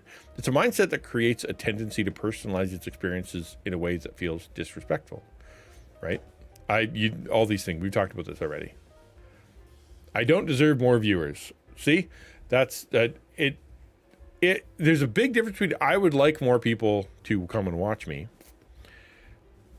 to I deserve more people to come watch me, right? Because I would say, if someone says, I deserve more viewers, the question is why aren't you getting them, right? Why aren't you getting these viewers you deserve?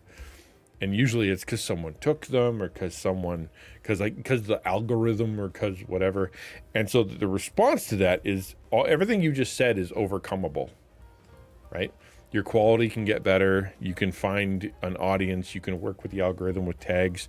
You can do the work. You can, usually what it is you expected to be able to do this much work and that it would work out. And then when it didn't, you, instead of going, well, I guess I have to do this much work, you went, oh, it's an external thing. Externally speaking, I shouldn't do this. They should be coming because I did this and this and this, I've done the right thing. Everybody else is wrong. Tied to simply being content with what you have, not feeling entitled. Yeah, exactly. There's a real sense that everything over hell is grace, right? What do you deserve? You deserve eternal torment by God in full judgment for all time in a lake of fire forever. That's what you deserve. You didn't get it because of God's grace. His common grace to you, allowing you to live. His special grace to you if you're a Christian. Therefore, anything above that is grace. You don't deserve friends. You don't deserve people to like you. You don't deserve to have, comfort and whatnot. You all of that is grace.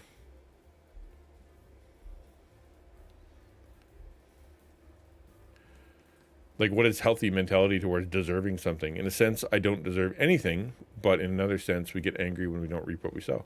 Yeah. But that's my point. You don't deserve it, right? Like, what do I deserve, right? What do I deserve when it comes to my wife? What do I deserve when it comes to my kids? What do I deserve when it comes to the people at Taco? What do I deserve when it comes to my friends, right?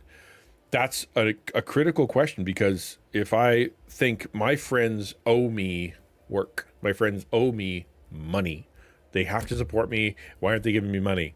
Because if they loved me, they would give me money, right? Or they would help me with my work, or they would call me more, or they would, be available more.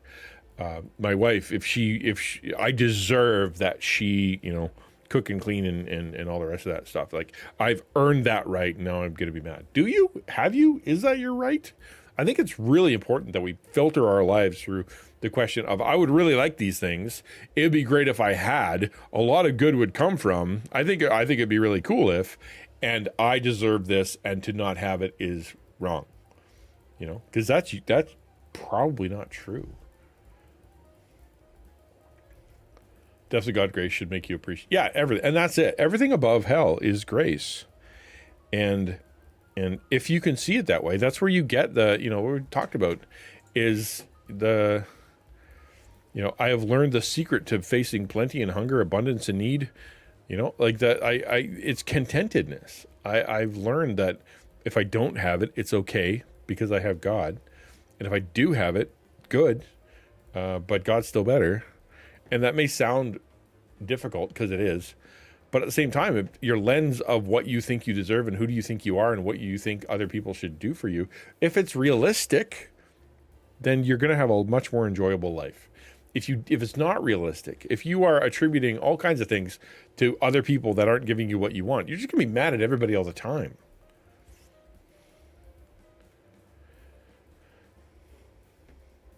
Consequently, even appropriate treatment may be viewed negatively. Believing that their specialness should protect them from suffering and ensure happiness and success leaves them vulnerable to suffering when their expectations are not satisfied. Yeah, even if you're doing well, if you're not doing great, you feel like you're doing terrible, right? Like you're like at 75% pretty good, but because in your mind you need to be at like 90 is what you deserve. Even at 75% good, you feel bad because you're not where you should be. Like, why do I have to go with that? Why do I not get? Why do other people have? I'm comparing myself to everybody, and they all have more than me. So therefore, I'm not getting what I deserve. Grace of God isn't realistic in a logical way. No, it's not. It's not. That's grace. We don't deserve it. Grace equals undeserved merit. God has chosen to give you something you do not deserve just because he decided to. That's it. Mercy is when he chooses not to give you something you do deserve, even like in punishment, for example, not to give you something you deserve just because he loves you, right? Grace and mercy are not deserved. He just the decision that God does it. Why does he do it? He says, because he does. That's his answer in the Bible. I'm not telling you.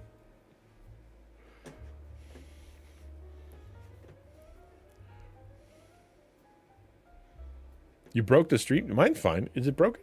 I hope not. That one hits me. I'm not performing at 100%, not even 75%, so I feel bad. Yeah, exactly, right? So, like, I guess, what, anything above 50% is pretty good. I guess.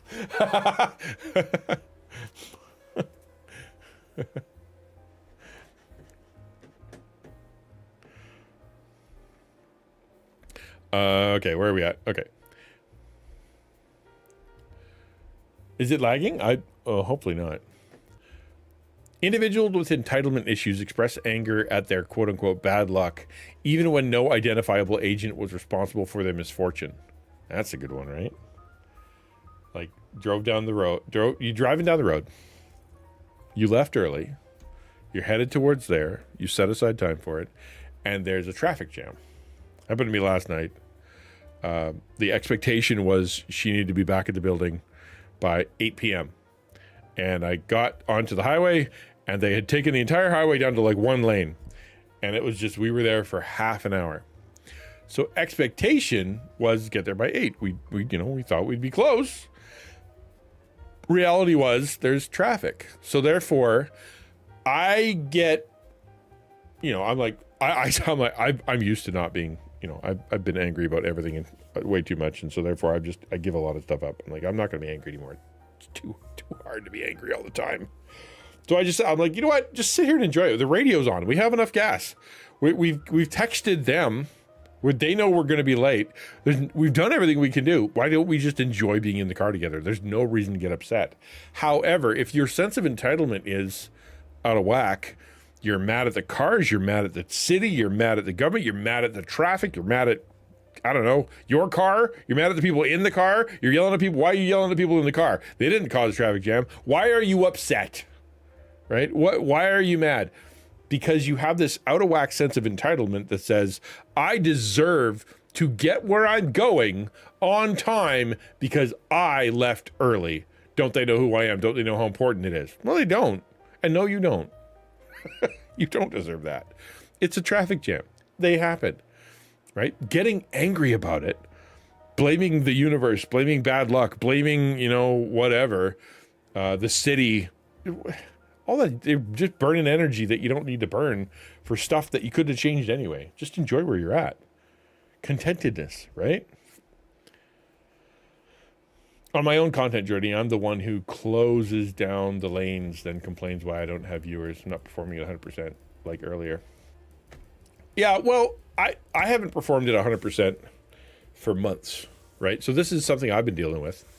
And that is, I haven't made content that I've wanted to make for 2 months, maybe more. And today is like the first day I've come back and went, I got up early. I prepped the stream.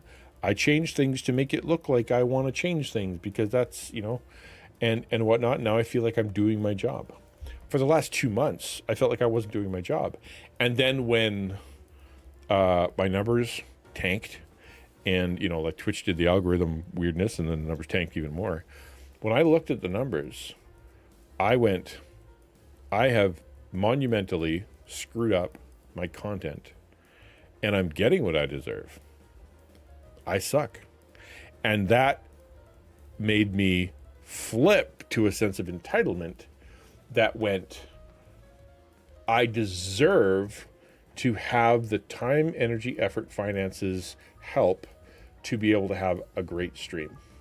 I deserve for my wife to help me. I deserve for my kids to keep the house clean so I don't have to. I deserve to have Taco at my, beck and call so they'll do things and not, not have to have their own life and stuff. I deserve to have, friends offer me help. I deserve to have churches come and give me money and give me support. And and all that's what I deserve. And if they would follow through, I would have more, viewers. I'd have more content. I'd be doing so much better. It's their fault why I don't have enough. And that's a sense of entitlement. None of that is true. And I'm mad at people who I shouldn't be mad at for stuff I shouldn't be mad about. People who speed only need to arrive at their destination about 2 minutes, 30 seconds faster. It's true. You watch people come flying down the road and and they get in front of you and they stop at the same red light you stopped at. That you slowly putter up behind them. Was that worth all the anxiety? Was that worth all the upsetness and the cutting off traffic and risking yourself? It's not. It's not. Tim Fletcher, the founder of... Smile really big. Give him the old thumbs up. Yeah. For a long time, I was an angry dude, and just upset. Again, probably sense of entitlement, because of abuse and bullying and whatever. Lots of reasons. But I'm like, I got to a place where I'm like, I don't want to be upset anymore. I don't want to be angry anymore. It's so much energy. It's so much misery. It's so much stomach aches. It's so much pain for stuff I can't change. I'm not mad about stuff I can do anything about. So why sit there in the car mad? And so I just came up with little tricks. Car is a great example, right?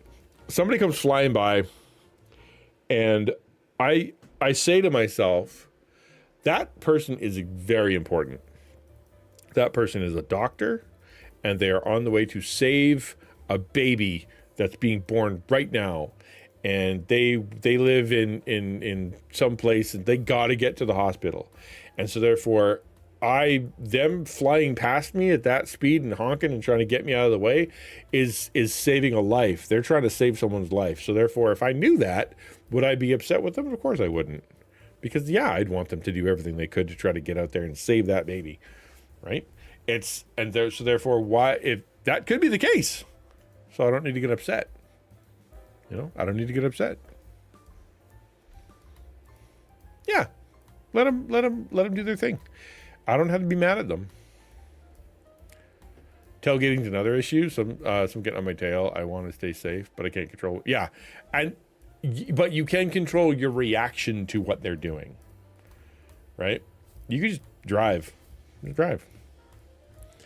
You want to be on my tail. That's up to you, man. I'm not engaging with your stupidity. Right? Someone comes up, look at you, give you the cross, like, yeah, okay. You did, must be bad to be you, because you are a grumpy dude. Tim Fletcher, the founder of Recovery Education and Addictions Complex Trauma, identifies 5 types of entitlement that include, okay, let's do some diagnoses, some internet diagnoses. Number 1, excessive entitlement. Entitlement that is accompanied by demanding and controlling behavior and a lack of empathy, often with a sense of being above the law. Individuals with this type of entitlement are more likely to have clinical diagnoses, including narcissism and personality disorders. Yeah, so these are true bad guys, right? These are dudes that are, I am the law, right? Yeah, these are people who believe that no matter what they do, they're right. And so I would imagine this would be like mob bosses and people who are doing bad stuff because of who they are, what their last name is, and how they grew up and whatever. Or for that matter, I came from a poor neighborhood, came from a bad place, came from a broken home, came from whatever. Therefore, I'm allowed to hurt people, break things, take stuff. This year, you could also talk about people who say go and loot, right?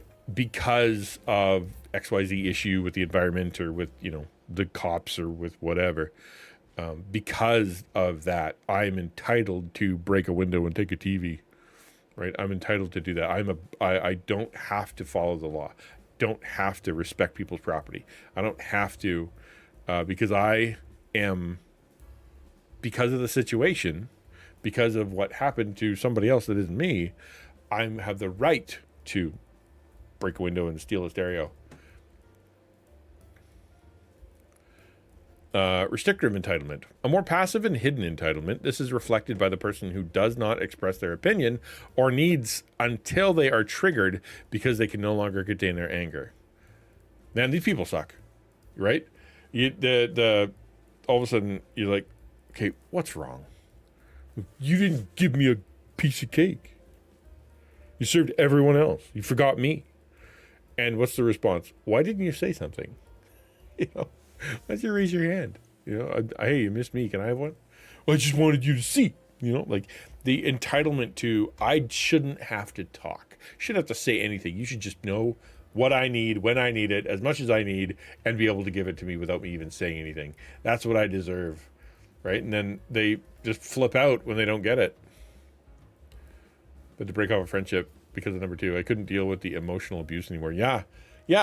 Especially since the rules, right? You don't know what they are, right? It was my birthday. You didn't call. Or was I supposed to? You didn't get me a present. I don't get anybody a birthday present. What are you talking about? Especially not friends. I don't even get my brother a birthday present. Why? Why are you mad? Because with my family, you always get you're not my family. Shut up. Right? And so they get upset because you're not meeting random expectations you could have never known.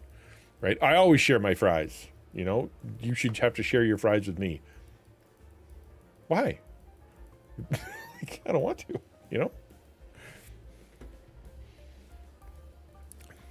Dependent entitlement. Entitlement that involves depending on the kindness of others, an assumption that does not consider the needs of the other.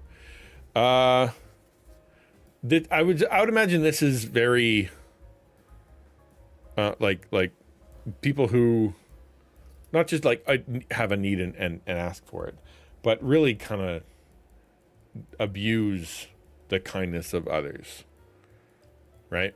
Like that person will come and pick you up even if they have something to do. That person will give you their tool even if they're using it. That person will sacrifice their time for you even if they are tired, right? And so you are more than happy to squeeze them dry because in your mind it doesn't matter that they're hurting. Since they offered, it should be okay. They'll let their anger fester for years without dealing with it. Super fun times. Yeah, I agree. I can tell you right now, I want a gif of a head pat for my birthday. I'll tell you right now, you are not entitled to me remembering.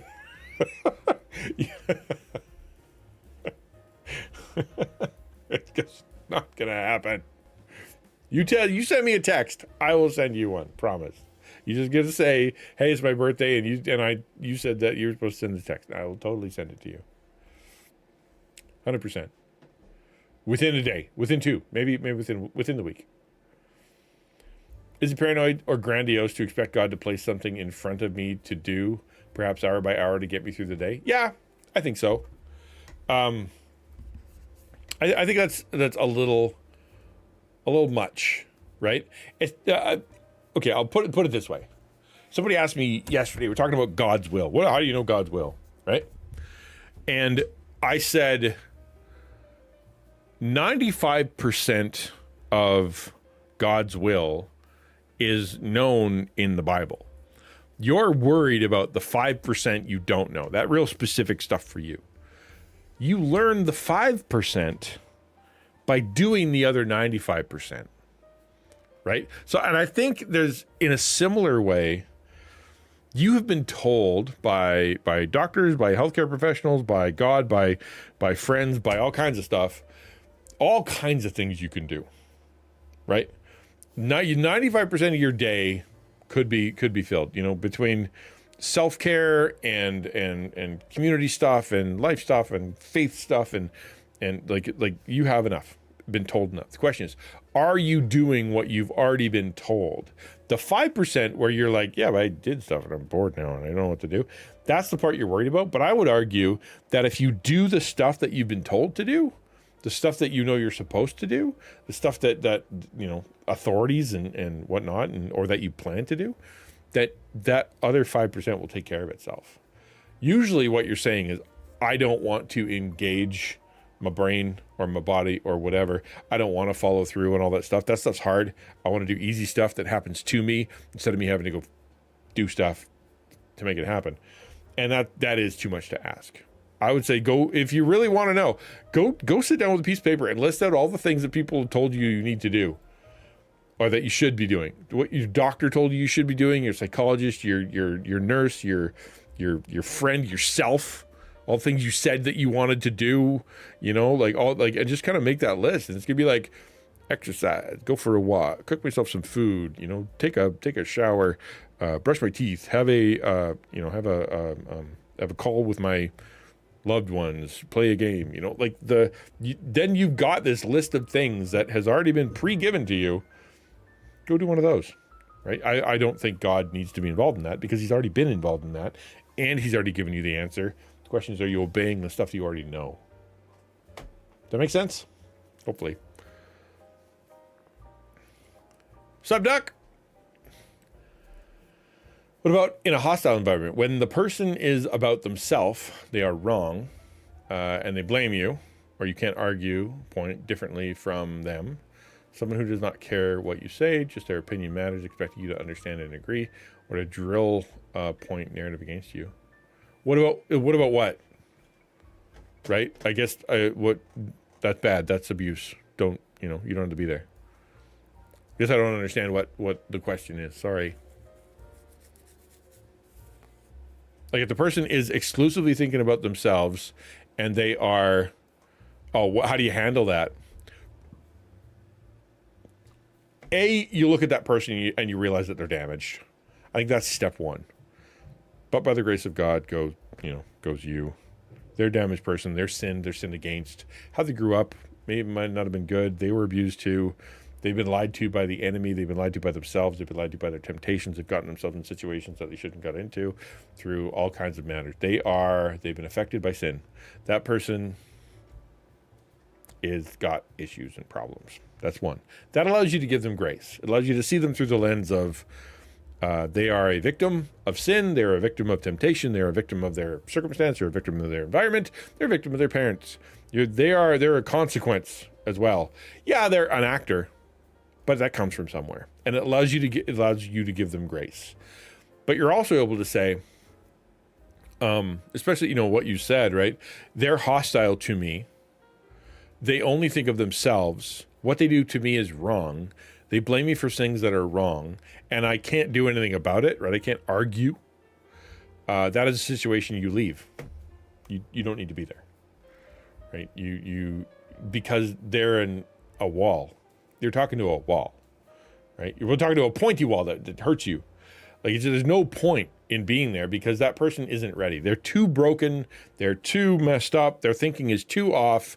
That there's nothing you can do in order to be able to change the situation or fix the situation. So you are allowed to just leave, right? And find somewhere healthier, safer to be. Because if that person was working on it, you know what I mean? In a relationship with someone who has anger issues or addiction issues or control issues or whatever, and they're working on it, right? They still blow up at times, or they still get manipulative, or they still steal stuff at times. But when you call them out on it, you're like, you did it again. They go, I did it again. Dang it. I'm sorry. Here's the thing back. I apologize. I shouldn't have done that. And you see them trying to work. Then you're like, okay, I can stick around. I can give grace with that.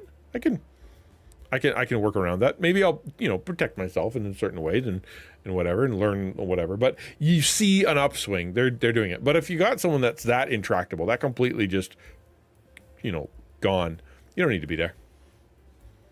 Just don't be friends. Don't be with that person. Walk away from that person, because they are they're going to just hurt you and hurt you and hurt you and hurt you and hurt you. And there's very few. Sometimes God does call you to stick with that person, but you don't have to. And there are scriptural allowances for you to walk away, right? Don't they're pulled first wine. Don't let them try to convince, entice you. Yeah, that's it. They're going to sit there and trigger you into being miserable too. So yeah, you can leave. Nothing wrong with leaving, right? It's my mom. Well, you don't have to live there. You can find somewhere else to live. They can just sit there and be miserable by themselves, right? It's it's my wife, husband. Well, they're abusive and they're, hurting you. You can leave, right? You can leave. You want to find reconciliation. You want to seek reconciliation. You want it to get better. You want things to work out, but you don't have to get beat on while it's getting worked out. Had to walk away from people recently. It is really hard. It is very hard.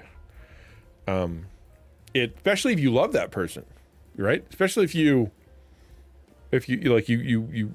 care about that person, and when you leave, they're gonna fall apart, get hurt, do something stupid, right? But at the same time, it is psychologically, spiritually, properly, physically healthier for you to go, I am not the guy to save you. I'm not the person to help you. I'm here and I'm your punching bag, and I don't need to be. So I'm going to go over here. I'm going to go to a shelter. I'm going to go to a friend's. I'm going to go somewhere else and not be here in whatever way you can, right? If it work or can't leave, call me, change topics. If you're in the middle of, if you can just, if you can walk away, walk away. You're allowed, stand your ground, man. Dude, I do not want to talk about that anymore. We are not on the same page. I care about you, but when you get on that, I don't want to deal with any of that. So just keep that part to yourself. I don't want to deal with that. Right? And if you're going to keep coming at me, I'm going to have to report you to HR. I'm going to have to tell you to get lost. I'm going to have to ask for a transfer. I'm going to have to tell the boss. I don't want to deal with this anymore. I will help you. I will work with you. I will be your friend. But you're being a big old turd blossom in this area, right? Stand up. It's okay to stand up for yourself. And if that person loses their marbles, then either go to the person that's going to help you, go to HR, go to the boss, or find a way out. You don't have to take the abuse. Is it summer there now? Good for you. It's getting nice and cool here. Plus 13 Celsius where I am. Perfect temperature.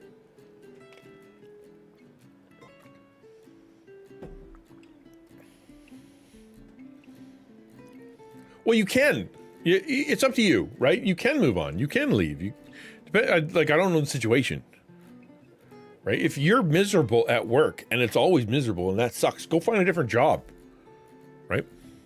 If you can't find a different job because it's absolutely impossible for you to find a different job, find a way within the job so you don't have to deal with that problem.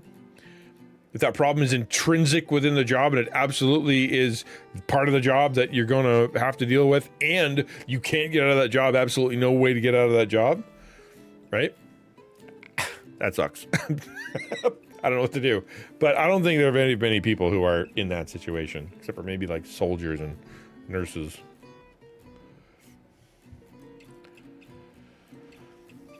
Still spring, but it's summer. Yeah, I've been hot. Well, that's good. That's good. You can go out and play soccer.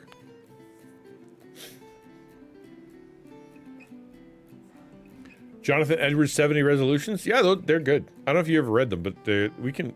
You know what? I'm gonna write a note. We can go through those one day. That'd be kind of fun.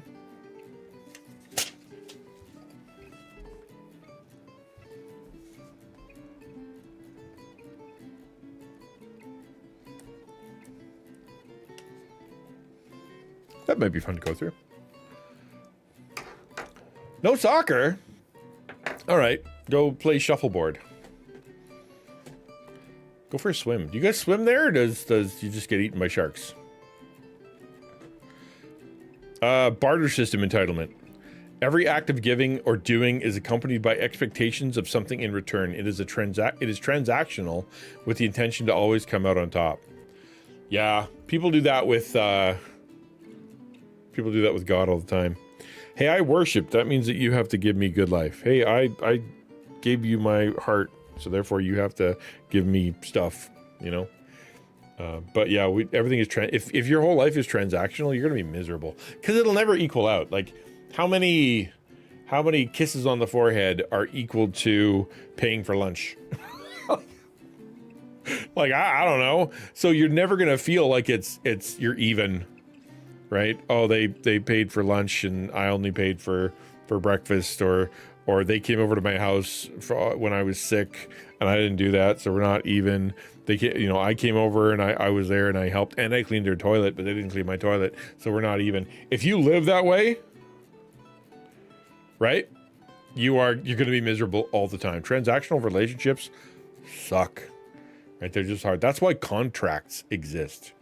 Bro, get some potatoes. Dude, you are in a potato famine. Like, those transactional relationships will kill you every time. And it'll, that's why, yeah, grace, man. Grace and mercy. Make your life better. Serve those who love you. Love those who are your enemies. Do good to them. You know, your life is going to be a lot easier. Yeah, God loves a cheerful giver. That's so hard to say. Cheerful giver. Yeah. Impulsivity, entitlement. Entitlement grounded in feeling justified in one's desires and feelings, regardless of the consequences. Such your activity is justified by experiencing low frustration. Entitlement grounded on feeling justified in one's desires and feelings, regardless of their consequences. Oh, I can have what I want immediately right now. Doesn't matter how what happens tomorrow. Every pop song ever. Do what you want right now, how your heart feels. Don't worry about tomorrow. Yeah, that's this. This is bad. Don't do that. Follow your heart. Don't follow your heart. Your heart is dumb.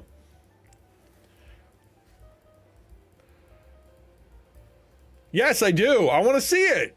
I haven't seen it yet. You didn't take a picture of the last one. All right, are we good? Hold on. All right, let's go. Let's skip down to addressing the entitlement. What can we do to address it? How do we fix this? Psychology Today. Your heart is dumb. The following strategies can be helpful in addressing the impact of one's entitlement. Number one, reflect on and examine expectations to better distinguish between realistic and unrealistic expectations. Recognize some as hopes and wishes rather than expectations. Yes. So this is very much, think clearly, mature, not to use the phrase again, but cognitive behavioral therapy, dialectical behavioral therapy. Think clearly about your expectations, right? That person didn't show up on time. You're angry. Why are you angry? Because I deserve that everyone run on my schedule. Do you? Do you really? Right? Because my life is more important than their life. It doesn't matter what's happening. I am owed them showing up on time. Are you, though? Or is that just something you hope happens? Right? Spending time thinking through that kind of stuff is really helpful. All right, hit me with that potato wrap. I want to see a picture. Cuz I've never seen one before. That's new and different. I haven't seen one before, Duck. I want to see it. Consider what your views would be of a person who voiced the expectations you maintain. What if you bumped into a version of yourself? Right? XNU merch, yeah, why not, right? If you bump into somebody who had the same expectations of others as you have for them, would you be okay with that if they held you to the same standard? Right? You have to say and do and act and be and give all the things you expect others to do for you. You'd be like, wow. That person's the worst. I don't like that at all. Okay, then you should probably work on that, right? Yeah, if you walked up to somebody, I like this. It's a really good counseling technique. Is you just tell somebody, what would you say to somebody who just said what you said, right? I'm an idiot and I'll never get any smarter. Okay, what would you say to somebody who just said that? If they were your friend and you said that, you're like, dude, you're not an idiot, right? You would say that, wouldn't you? Yep. I've seen you. You've done some smart stuff. Yep. You would say that for sure. And you know what? You could always learn more. Yep. That's good. Yep. Right, exactly. Like it's once you, just put the shoe on the other foot, man.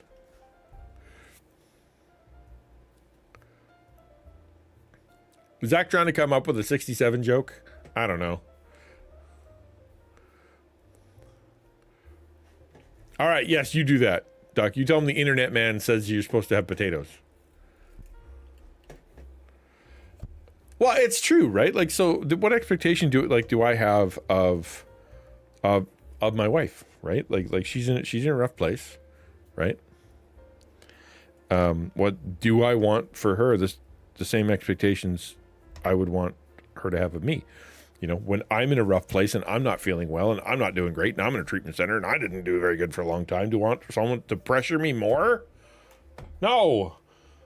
Do I want someone to lecture me and tell me all the things I did wrong? No. Do I want someone to maybe cut me some slack and be nice to me?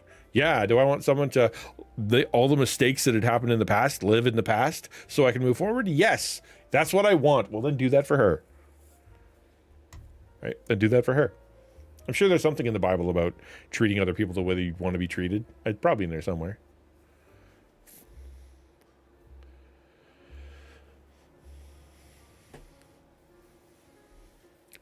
Accidents with illegals blocking the road happens a lot. Am I entitled to believe my health and making it to the doctor is more important than their activity that are criminal already?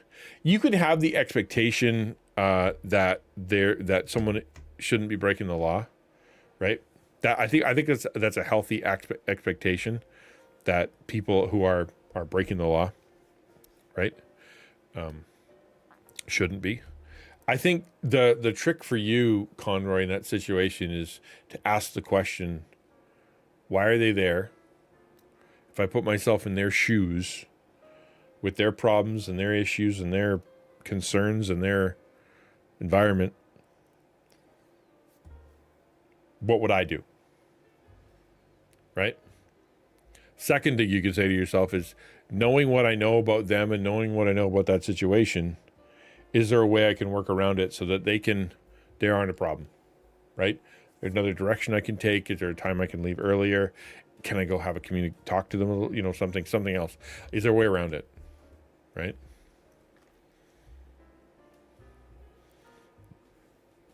I want people to tell me the truth, so I tell the truth. People hate that. Well, it depends. There's truth and there's truth with grace, man. I have personally never been offended by you, so I don't. It hasn't been a problem for me. But the grace thing is usually the part that's missing when it comes to the truth. It's timing and grace usually are the thing that people don't want when it comes to the truth. Some people don't ever like the good timing. Like, never good time. Sometimes you got to tell it anyway. And sometimes the grace part, you're not doing it because you want to tell the truth. You're doing it because you're trying to use the truth as a hammer to punish them or to make yourself feel better. And that's not good. It's just the truth.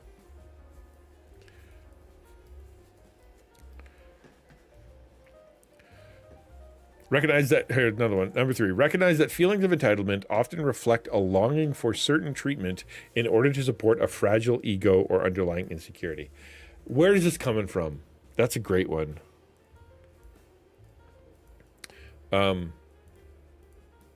Right? Like, why do I think that I'm entitled to this? Why am I upset?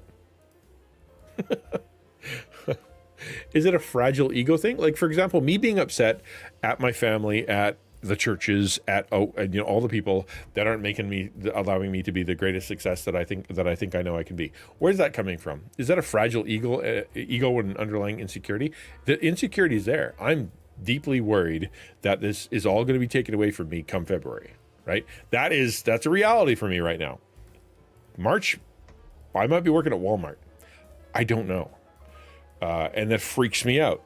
So in that underlying insecurity where I'm freaking out about March is this a bunch of emotional stuff where I want to lay blame. Who can I lay blame on? Well, I can lay blame on my family, I can lay blame on the church, lay blame on the denomination, lay blame on anybody who's gotten in my way, on myself, on my health, on McDonald's for making delicious food. Like I can blame everybody because I'm insecure about my future, right? And so therefore I'm entitled to them bending over backwards or moving faster or giving me something I need. Like, for example, I'm meeting with a guy tonight. He's a representative from the church that I attend. They reached out to me. They were awesome. He wants to know how he can help me personally, my family, and the ministry. This is all good, right? He hasn't decided yet. The church hasn't decided yet. So my underlying insecurity of worry about March, February is making me feel like they should be moving faster. But is that true? Do I deserve for them to be moving faster? No. I don't deserve for them to be talking to me at all. They have bigger fish to fry, more things to do, and I'm an outlier. The fact that they're talking to me at all is a grace. My fear could drive me to be upset with the people that are trying to help me because they're not helping me fast enough, right? That sense of entitlement reflected because of my insecurity. So in your insecurity, right? Nobody likes me, therefore I should have more people. I don't want to be seen as an idiot, therefore I should sound smarter, but I'm not. But whatever, like your underlying or your fragile ego, is that why you feel other people should be treating you differently or doing different things? Number 4, Think about the extent to which underlying pain or suffering might be fueling entitlement as a way to make up for or distract from feeling past hurts. Recognize that anger is both a reaction to and a distraction from such suffering. Let me read that again. Think about the extent to which underlying pain or suffering might be fueling entitlement as a way to make up for or distract from feeling past hurts. Yeah, could be. You're a jerk and acting like a jerk because you don't want to think about the stuff that happened in the past, right? My parents never paid attention to me. My parents never affirmed me. My dad never told me he loved me. So therefore, because of all that underlying pain, I'm now feel that I am allowed to expect others to give me compliments, to make me feel good, to tell me nice things, to pat me on the back, to, you know, give me the strokes that I deserve. And that's, if they don't do that, it's not because, you know, it's because I want my dad to do it, or I want my family to do it. I wanted someone to love me to do it, and they didn't. So now I'm projecting all that onto someone else. Is that fair to them? No. Do I have the right to make them do that? No. But at least recognizing, kind of going, this could be because when I was growing up, you know, something was messed up, and I'm trying to get someone who will never say a good thing to me through them. Remember that blaming others and holding on to anger leads us to feel victimized. In turn, it leads to us feel less agency and greater dependency on others to feed our worth, right?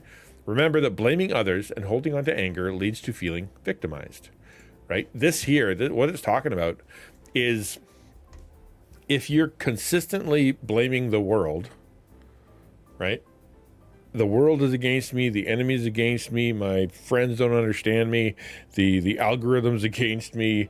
The government is against me. You can't trust teachers. You can't trust policemen. You can't trust the doctors. You can't trust the pharmacists. You can't trust any of the companies. You can't trust Walmart. Can't trust my job. Can't trust anybody, right?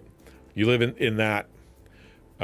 It's everybody else, or holding on anger, like just everything, just not being willing to get rid of it, living in that bitterness, makes you feel like a victim. So in other words, because everything's a mess and because everybody sucks, to you specifically, you have the right to ask of them that which you need, right? I can't go out there and help myself. You know, the world doesn't work that way. I need someone else to do it for me. Or every time I've gone out there to XYZ, the world doesn't work, right? Or I could never walk into that blankety blank again. Those people all suck and they would all hurt me. Therefore, the only person I can trust is you, or it'll never happen. And so therefore, if anybody gets in the way of that, you end up getting angry. Right? You need other people to make you feel safe, make you feel as though that you have value and worth, or that they are protecting you, and that you deserve it, right? Entitlement reinforces entitlement, strengthening the self-destructive mindset. Sure. Yeah. Professional counseling can be effective in dealing with the issues of entitlement. Yeah, maybe get some counseling. Agreed. All right. Anybody have anything they want to say with that before I take my break? Because that is the end of that.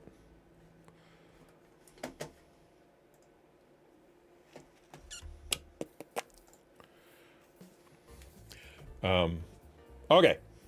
So, time for me to go on a break. That's what I'm going to do. I'm going to go get myself a sandwich. I'm going to come back. I'm going to eat. I feel really low in the frame. Why do I feel so low in the frame? This is the right spot. Yuck. That's better. Okay. I'm going to take a break. I'll see you guys soon. I'm going to come back. We're going to jump into Minecraft. That's the plan anyway. And I'm going to see if I can build a mansion. That's what we're going to do. See you soon. In the meantime, !web, !tell a friend, !do a thing to, !how bonkers, gotcha. Try all of those things.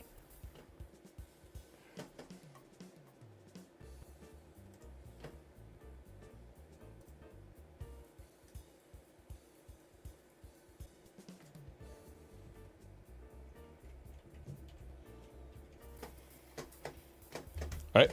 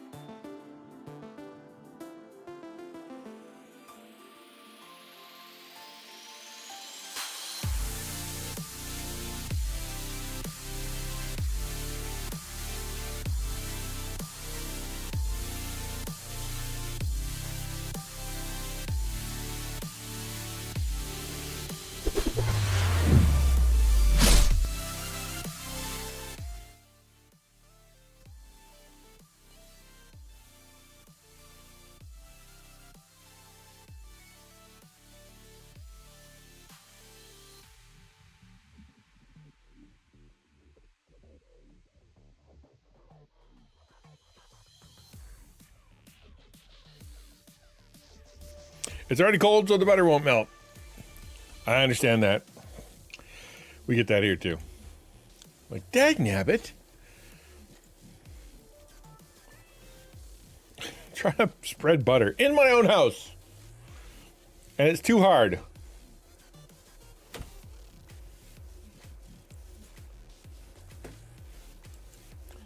Well, hi.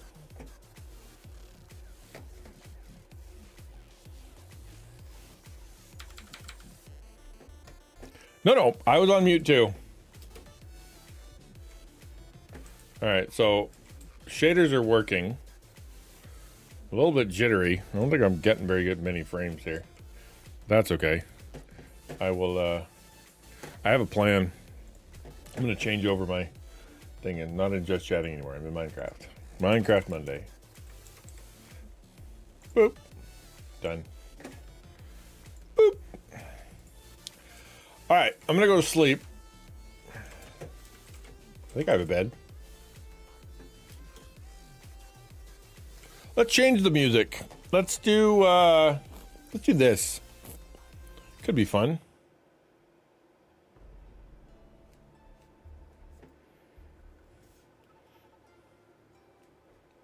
Uh-oh. Where's the screen? Why is it blinky? What the heck? Do I have to do this and then this?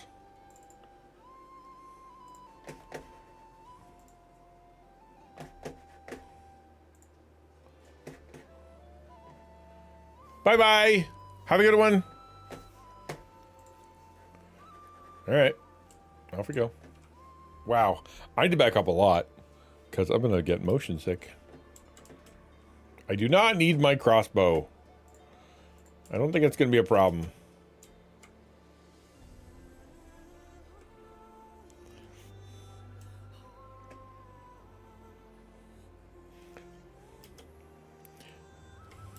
Sup, bro? Good CDP. So the plan over here, this is my starter home. This has been, this is where I, like, day one. And as okay as it is, I want it gone. I want to find another place I can build my house. I want to show you something that kind of cool. Hold on, am I wearing elytra? I am. Oh, mostly dead elytra. That's gonna break. Oh, I have to reset my claim to. Oh, I forgot about that. That's true. I don't use a golden shovel anymore, though, do I? I use something else. Wholesome said I have to use a command, I think. Okay, how do I repair my elytra?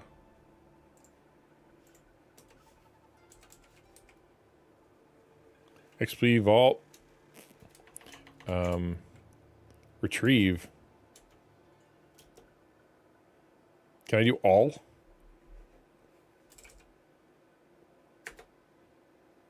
Oh. Can I do that? Whoops. Did I do it? Is it repaired? It's gone because I moved it. And it's not repaired. Oh, it's black. Is that bad? That sounds bad. I thought I had mending on it. I do have mending on it. I need my XP back. That's the problem. XP vault, check XP. How much do I have in there? Your stored XP 51 30 33. All right. Okay.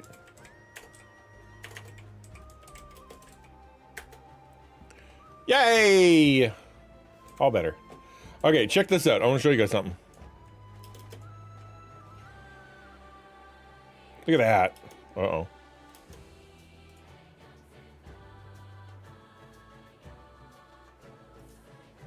So up above the clouds is a sky island. This is something I asked Star Pony to put together. It is, unfortunately, still got the bottom part down here, but I've asked her to put together this so that we can. Whoa! Am I here? Okay, good. Yeah. How do doors even work? Because that way we can have it a bit more interesting when it comes to spawn. Dude, Amazon being down is breaking everything. Is Amazon down? I didn't know that. Yeah, so the plan is we're going to be doing some stuff in here and we're going to have portals. But I wanted the portals to be, like, special, right? Not just, like, ultra, like, boring old portals on the ground. And she put so much work into this island that I wanted it to be... I wanted it to be nice, you know?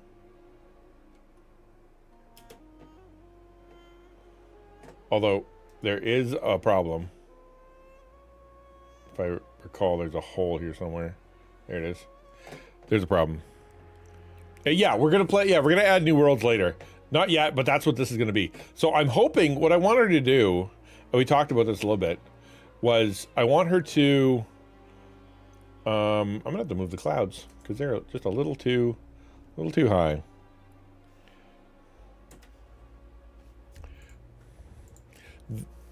I want her to have water coming off of it, and I want her to have some vines coming off of it, so that people can go up to it. And I realize everybody here is on Elytra now and whatever, but the whole point is that, you know, you want it to be a bit more realistic, you know, as realistic as you could be. You can't play Start. Oh, because of this, because the servers are down. Oh, that's interesting. All right, camera, lighting, atmosphere, clouds. Higher, please. Or lower? Actually, lower. Now I think about it. Apply.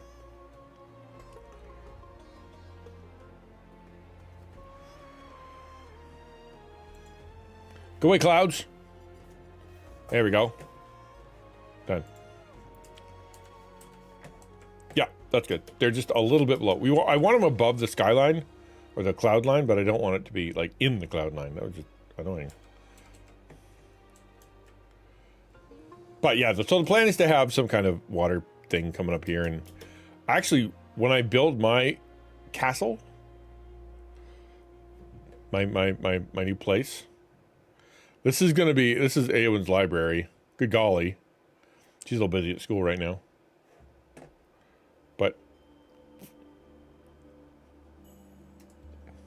she'll come back at some point. Yeah, so what I want to delete this building. And I want to turn it in, I want to make a sky island and above here.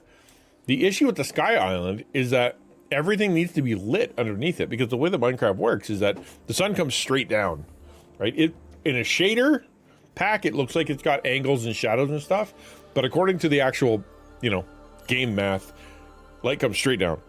And that means that if you have something above and it's down below, it considers that to be dark. So then all of a sudden you get a million bad guys. So what I want to do is I want to create a sky island. And I'm trying to think of where to put it. And I think I'm going to put it over here. Like, I'd like to have it above all this. Right? Maybe right above here. But I also want it to fall down and into different rivers. Right? I'd like to have it have a few multiple islands, like sort of a big island, and then like a river, like a waterfall, and then a littler island, and then a waterfall, which means I got to start really high up. Steam says I'm missing the game executable. Interesting. Sorry, I'm going to look it up. Is Amazon down? Amazon working to restore cloud services until AWS after massive outage hits server. Oh, bummer. Snapchat, Roblox, the bank. Woo! Somebody should teach these guys about all their eggs in one basket.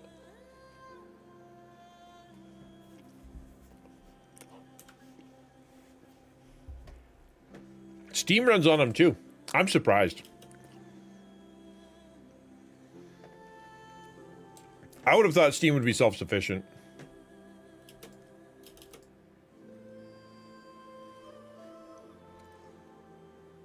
Yeah, right above here.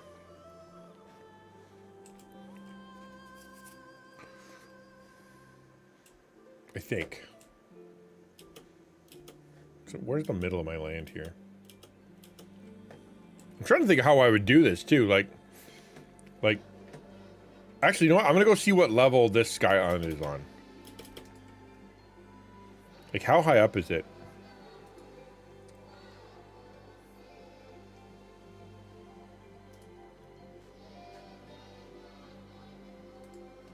Ow. Ow, ow, ow. Ow.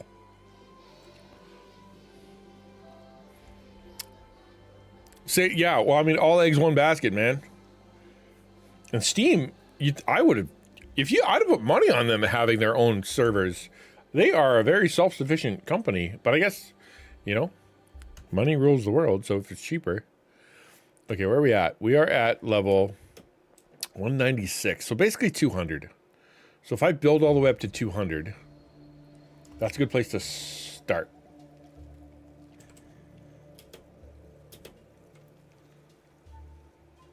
How high above?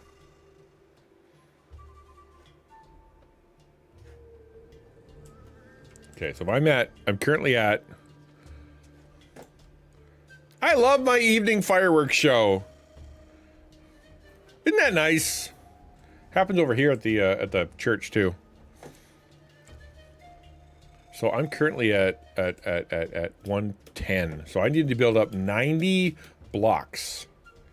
90 dirt blocks, I would think, because I can't use that many. Can you, how many, sorry, my brain's not working. What are they called? Scaffolding. How many scaffolding can you have in a row? Let's find out. Let's do some math. Let's do something fun. Scaffolding. I have a lot of it. And I only got to go up 90, but I know I got scaffolding for days. I have more than that. You can use resin blocks for faster buildup. Why would? Oh, because then you can go really fast when you delete them on the way down. Don't forget to light about. Well, actually, that's one of the reasons that I want to do it here is because I'm good. Right, I worked to light up this whole area, so I feel like if I build one straight up, then I wouldn't have to worry about that. Unless they can they go on top of trees? They can't go on top of trees, can they? Guess we'll find out. Scaffolding can go with build head all by itself. Didn't I sell them? Didn't I sell those resin blocks? I'll go take a look. Wait, hold on. Where'd you put it? Was it over here? That's a weird song.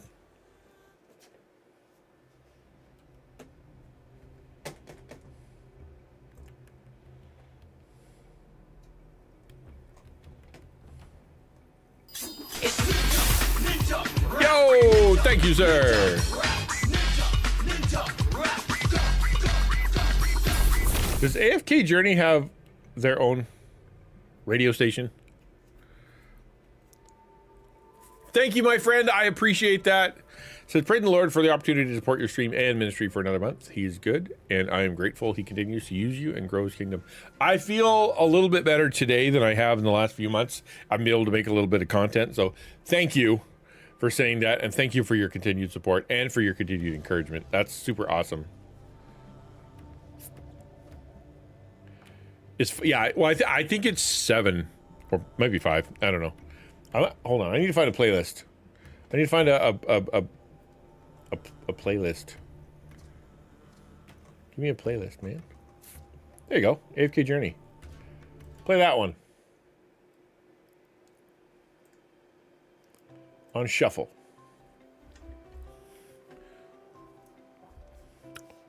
Yo, says Hannah. Should I redeem? I turned it on. Let's let's see what happens. I think I fixed it. He'll go ahead. 99% sure it's gonna work.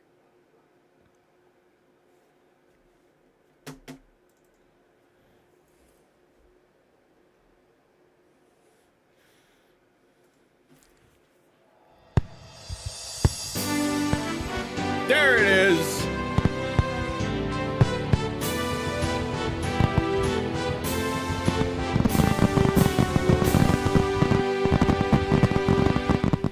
Yay! Thank you so much. Yes, I got it to work. I haven't got the million one done though. It's and ooh, you forgot the ooh. Yeah, the ooh, the ah, and the o. That's the one you forgot. The ooh, the ah, the o. Yeah, that was, see, that's good, right? We have a whole celebration. Thank you very much. I appreciate that. 500K is a huge amount of lurking, crazy amount of lurking. And I'm just really thankful that you're always so encouraging and so helpful, man. It really is super awesome to have you. Oh, dude, I got another one. Where's the... There's supposed to be a noise. Where's the noise? Thank you, Hannah. I'm going to write that down. Hannah did one too. Thank you very much for you guys. Thank you. I'm going to make sure Hannah gets her 100K. Hold on. Hannah. 100K. And Shadow. 200. 500K. That's crazy, man. Thank you for being such an encouragement. Thank you for being here. I topped 1 mil just before the hiatus, and I'd screwed up the, I didn't have an alert. It was bad. It was the most anticlimactic thing in the history of anticlimactic things. It's so bad. There you go, 15K. Yeah. Feels a little weird not to have all those digits, right? Thank you, Hannah. Thank you for being here. Thank you for being awesome. I'm so thankful for your success and all the cool things that are happening in your content. Thank you for being here too. You're great. You're really great. I appreciate it. What am I doing? What did I pause? I paused Lumia? Didn't know I could do that.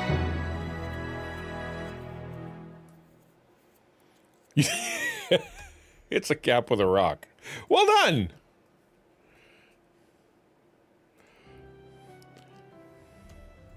Wait, how did you make an alert come up? Can you do that again? Like, why is there something that popped up on the screen when you did that?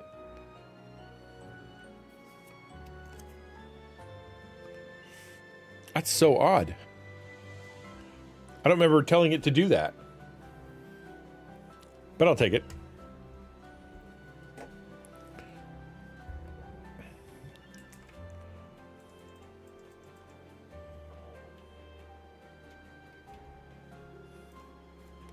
Okay, I'm gonna go look for more scaffolding, and then we're gonna build up to level 900. Can I put a block on a scaffold?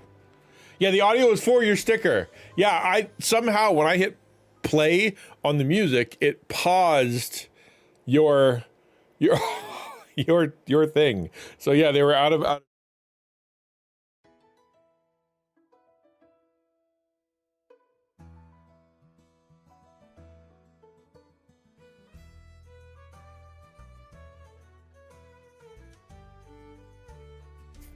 I'm gonna lose my marbles, Hannah.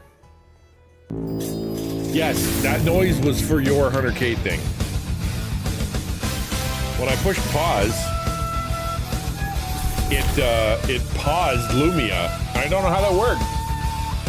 Hello, Wavy Cat. Hello. Good to see you. Lexi's level coming in. Hi, Lexi. How art thou? I need to get myself some way nicer emotes like you have there. You've got some good stuff going on. That's really cool. Thank you for coming in with hype. Thank you for bringing your people. Welcome to the XtianNinja channel, where we love people, we serve creators. That's what we do here. We love people and we serve creators. I hope you had a good stream. What did you do today? Co-working. Nice. Nice. We did a big talk today about boredom and self-entitlement. So, hey, thank you for the sub. Very cool of you.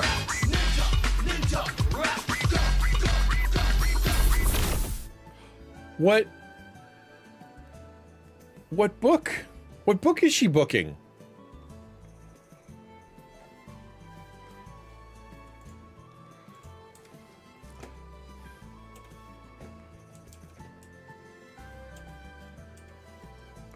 You're back. What's your book about? I don't think I knew you were doing that.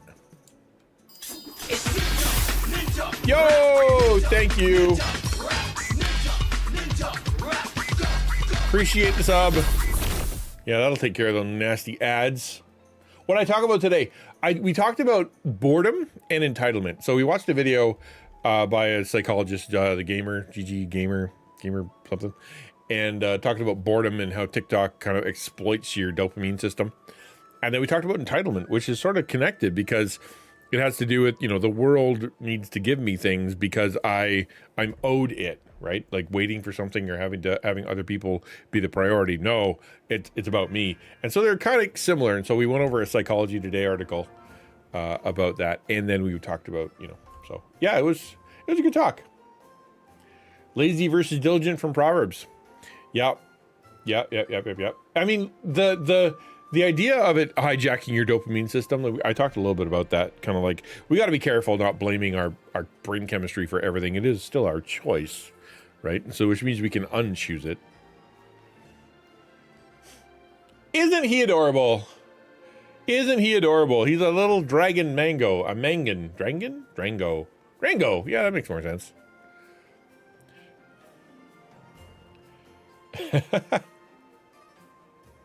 Very cool.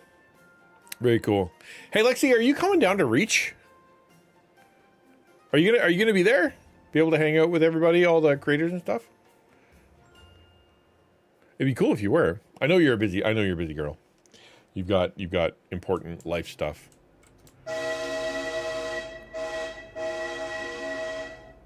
There's a hype train coming in? Aw, thanks. That's cool of you.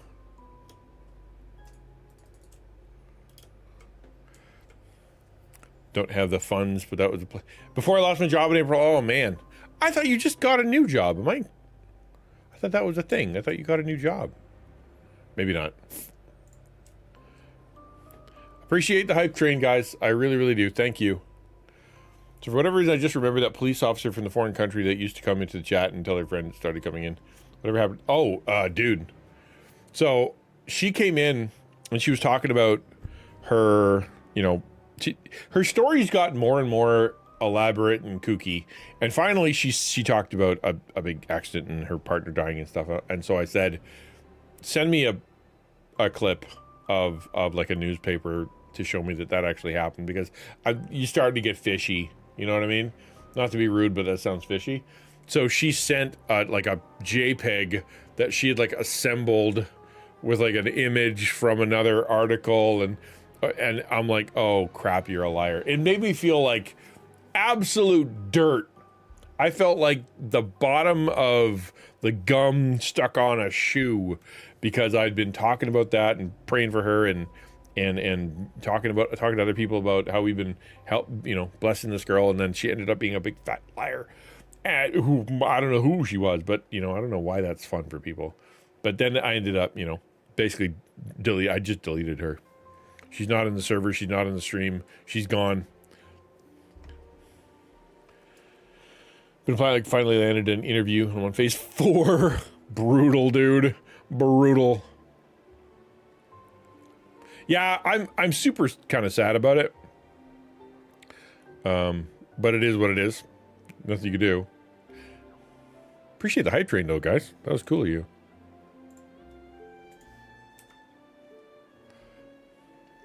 It made me sad. It really did. I think I did the math correct if I go here.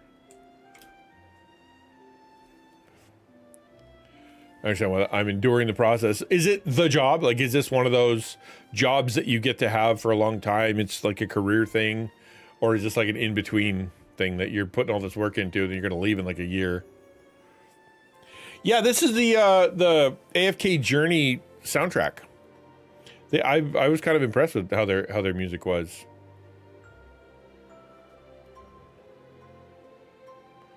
See if I counted right. Very Disney, right? Yeah. How do I go up more? Yo, thank you for the bits. Wow, that's a big mess. Let's move those small alerts over, shall we?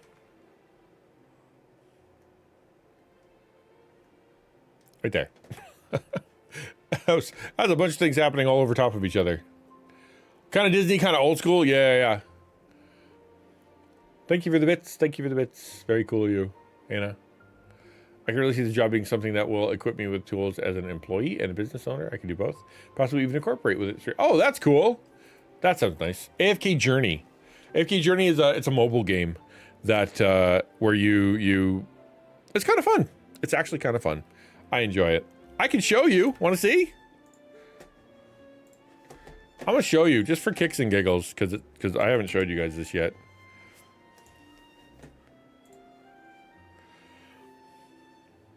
I've really enjoyed playing this game. What do you mean download? I already downloaded it. Do you need an update? What? I totally downloaded you. Whatever. All right, fine. Never mind. I'm having a lot of fun with it. It is a game. You know what? I may as well download it. Why not? What could happen trying to download a game in the middle of a stream? Nothing bad, right?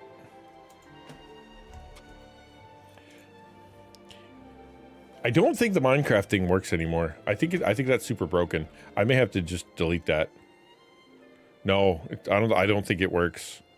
I really don't. Right? DP?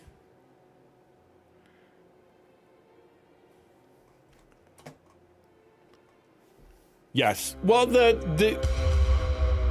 thank you for that. I appreciate it. Is the Minecraft interactivity Twitch thing broke, or does it work? Because I don't think it's on. Don't remember. Let's find out. Actually, we can find out. Options. Nope. Hold on. Mods. Neoforge, Plasma, Minecraft, Sodium, Iris. Nope. I don't have it on here. So it is not a thing. My bad. Yeah. No, it's not working yet. Okay, good. Yeah, we're still working on that.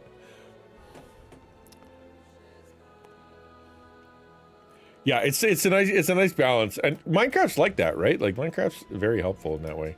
I can't build up. Why can't I build up? Fine. I only have to go up like 20.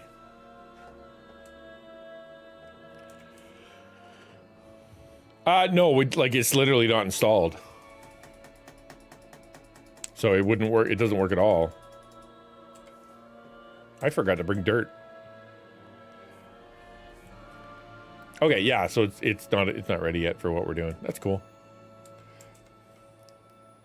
That's cool. Nope, that's the wrong thing. Dirt. I want dirt. Give me dirt.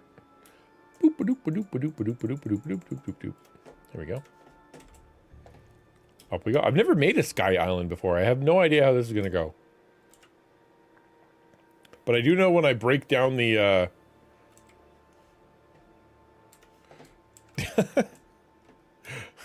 DP's putting stuff in my pockets. When I do break down the this scaffolding, it's going to make quite a mess. I know that. Yes, you would.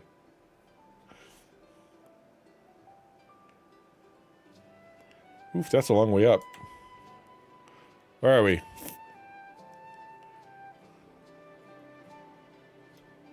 No, but really, where are we?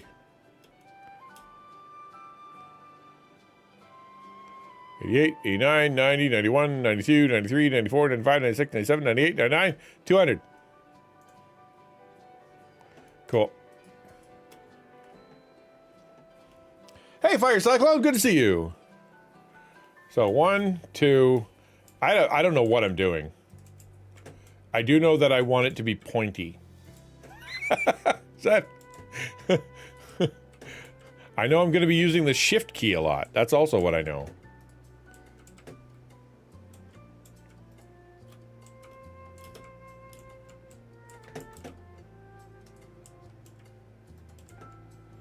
I'm doing okay. I'm doing okay. I really enjoy Minecraft Day. I haven't been around it for a while. Things have been a little goofy in my life, so I haven't crafted a mine in about, I don't know, like a month.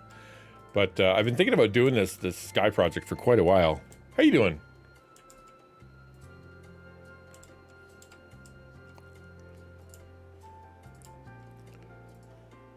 And you have to build from the bottom, right? Like you can't just take a look. So it's gonna be weird.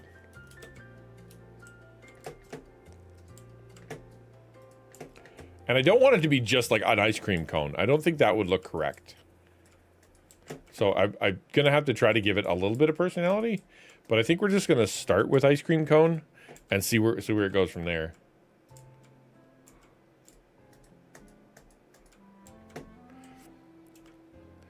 Oh, dude, years. I bet I've been playing Minecraft for has to be 10 years, maybe longer. The fireworks, did they go off? Where are they? Are they outside of range? Aw, man. I didn't get to see my fireworks. I've played Minecraft for a long time. Long enough that I'm one of the old men that is like, hey, putting so many updates in here, gonna be impossible to jump into the game.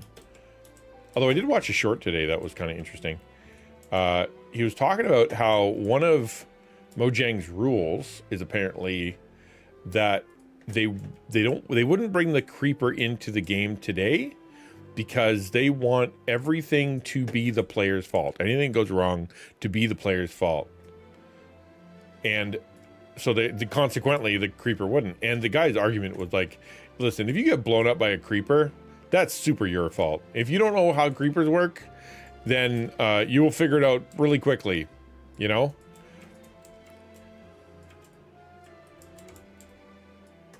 I just realized just this second that I do not need to fill all this dirt because it can be an empty hole. And I may be able to make a basement in here now that I think about it. It's in 2011. Yeah, that's a long time, dude. You got a server? It's a skill issue, exactly. Exactly, that's what I'm saying.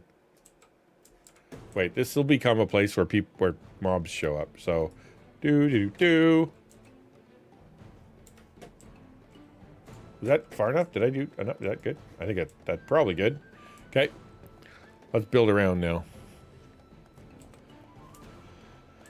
We're gonna not do.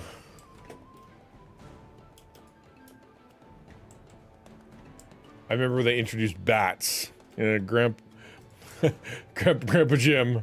I remember when there weren't even bats. Spears? I've seen the new copper golems. I've seen the spears. I think the beta of the spears, right? Where they've got an interesting new mechanic where you can like kind of do that trident spin or something, like you can do like a jump dodge or whatever. But the way he was breaking it down, he was like, there's no it doesn't work because the durability is so bad. Like if you do a full thrust, you could break it in like 16 hits or something, which is like pretty lame durability.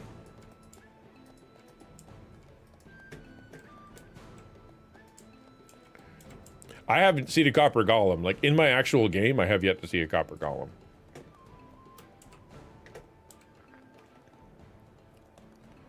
Thank you for the alert. Appreciate it. Yeah, they're going to have to be doing some rethinking of how it works. I think it's cool. Oh, yeah, throwable? I mean, for sure. They're not throwable? Why wouldn't they be throwable? You can throw a trident.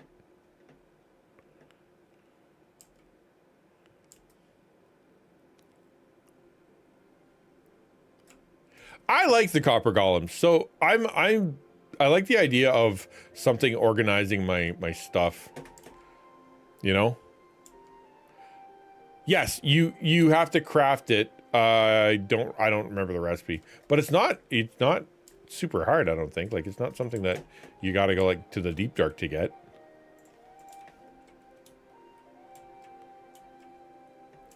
I'm a separatist. I am. I'm a clanker lover.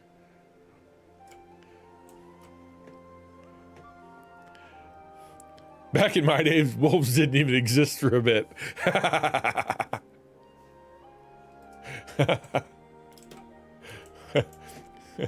And don't even get me started about caves.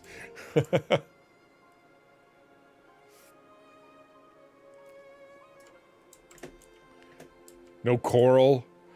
No, there's no coral. There's barely any. Barely any trees. You can milk squids. Yeah, back in my day, you could milk the squids. Yeah. Wonder what other things they took away. I'm trying to think of things that they stopped doing. They mostly add. They don't usually stop. Is that my shadow on a cloud? Oh, that's kind of fun.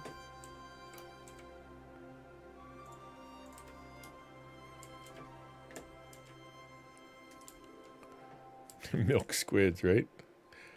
Milking squids sounds ugh. Hey man, you gotta get the squid milk somehow.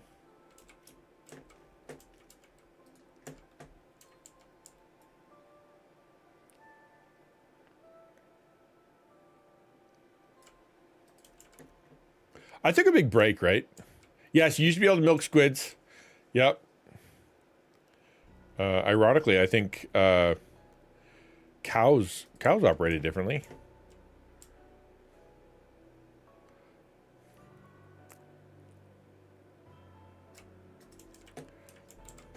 The Minecraft 2, have you guys heard Minecraft 2 is coming out? That there's a that Notch has created his own Minecraft. No, the game. Notch has created his own kind of version of Minecraft.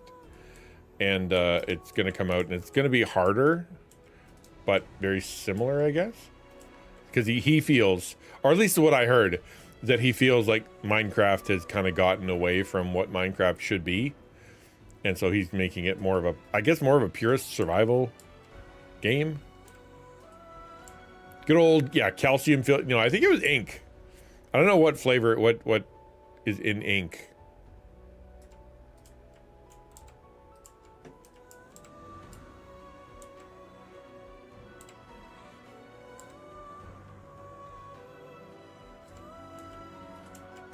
I'm getting vertigo.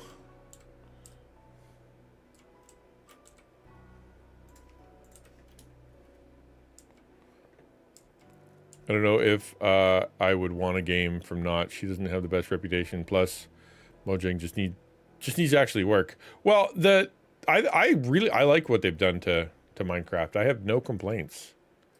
Right? No, I don't want it to be easy. We've talked about this before. If it's too easy, I'll quit. I know myself. If the game's too easy, I will stop playing.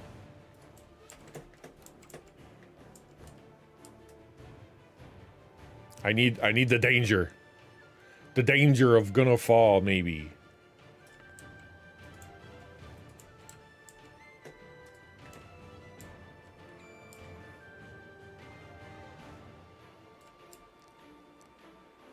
Ink squilk.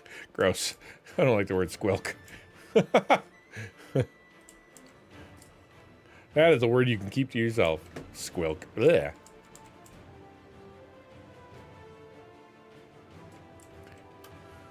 Gravity mod and anti-friction mods installed. Is that way I won't have to fall dead by death? Is that why? Alright, let's take a look, see how it looks.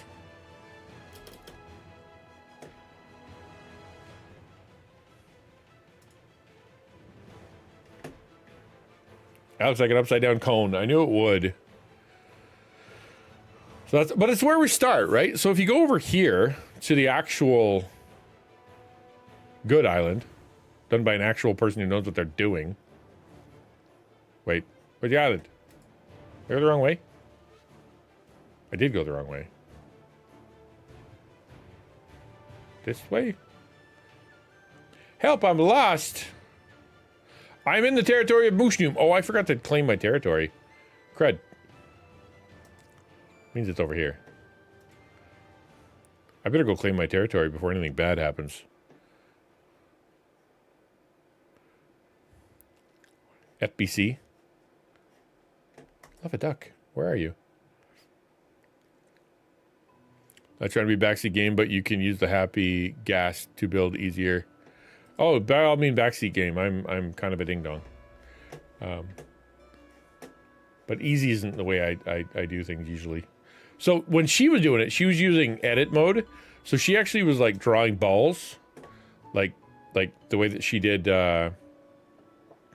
If you look, it's like it looks like kind of like dirt ball on top of dirt ball, which is, it definitely looks cooler. It would be harder to do. Like what I like is the randomness of it, like the random generation. That doesn't look like it's going to like, it doesn't look like an ice cream cone. It's got some flavor to it, kind of thing. How wide is it? I'm kind of curious. How big am I supposed to go? So if I go here, I'm on, let's say 300, negative 300.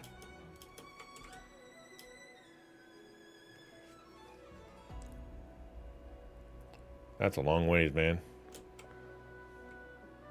All the way to, so that's 70 across.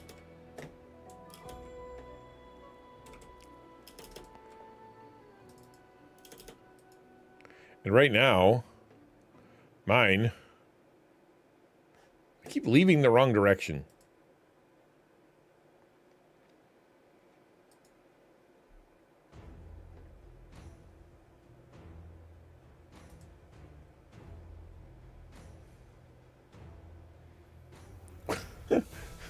I get lost on my own server a lot.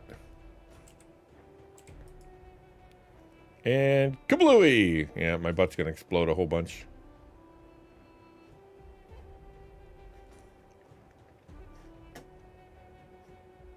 This way. Gotta be. Nope, that's 𝘼𝙡𝙬𝙧𝙚's house. Which means my house is which way? That way! Found it! There it is. So 70 across. That's not even close to 70 across.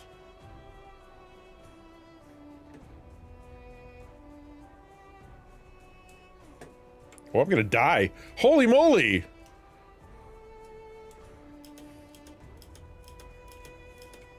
So how many across is this? 1, 2, 3, 4, 5, 6, 7, 8, 9, 10, 11, 12, 13, 14, 15, 16, 17, 18, 19, 20. Oh, that's gonna take a long time. That's okay. What else I gotta do? I might actually ask Star Pony to clean it up a little bit. That way I can, yeah, I might do that because I don't know how to do it. She was able to just kind of go bloop, bloop, bloop, bloop, bloop, and make a sky island and then work it. So if I do like some of the work, I don't feel so bad asking her to like kind of fill in the details because I don't know what I would do. I need someone else to do it, or I will just make an ice cream cone.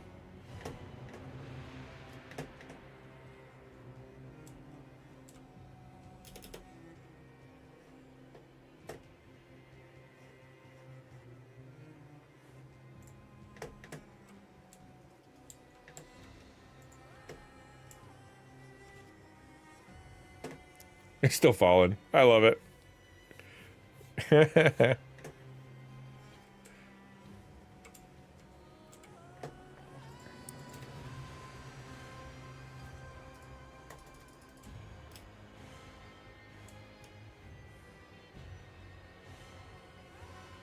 wonder how far I thought they'd spread farther.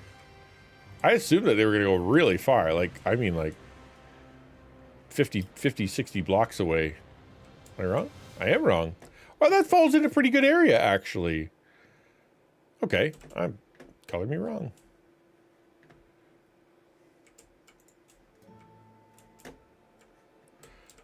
It's like pizza toppers. They do. They have like the little thing that you put inside the pizza so to make it sure it doesn't squeeze. Yeah. So I've got plenty of light, right? I think I'm good. That's pretty high up. What I'd like to do is I'd like to have that be the island, and then like a little sub-island with a waterfall, and then the waterfall comes down here. Within my land somewhere, I need to figure out how to make a river. I have to hand carve a river. Do I really? Am I going to make myself hand carve a river? I am. I am going to do that because I'm a glutton for punishment. Yeah, actually, I'm going to send a message to Pony and have her do that, because that will be, or ask if she would have her do that, like she works for me. Ask her politely if she'd be willing to maybe do that for me.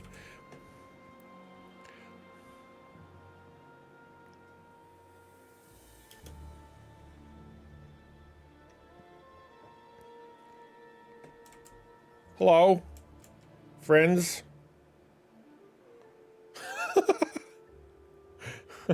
Where'd you get that? Put it back.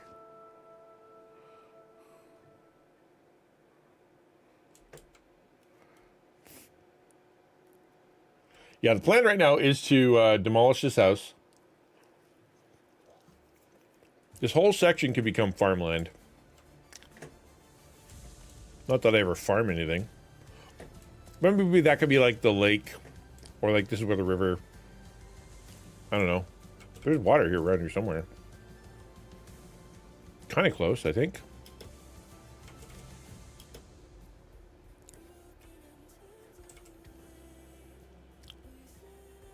It's a bumblebee. Oh, that's library. Okay. That's cool. Wow, things are really starting to encroach on the old land. That's kind of neat. I didn't realize that was so close. All right, I'm going to claim my land. I just realized. Claim? Is that how I do that? You're now the owner of this territory. Words. I don't like music with words. Okay. Destroy. Build. I just want to claim, bro. Roll. Use what? Oh, this is disable elytra in my area. So you get these people flying by, and all of a sudden they go, "Wah!" That would be funny and cruel and terrible. I might do that. I might do that once I get my island built. Then you have to take like the ladder. You have to take the water up. You can't just fly.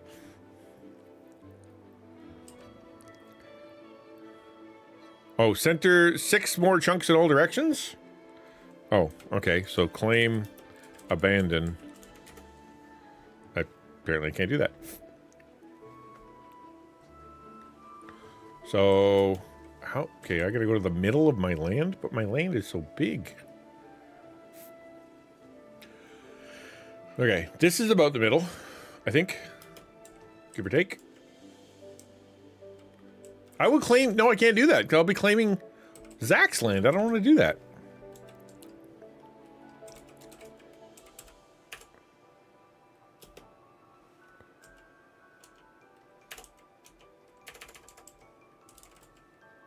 Oh, claim remove. Okay.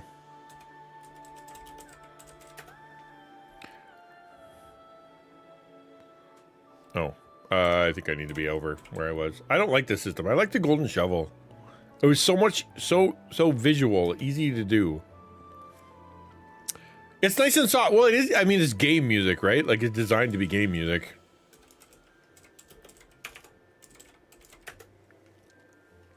Okay. Claim remove, XtianNinja.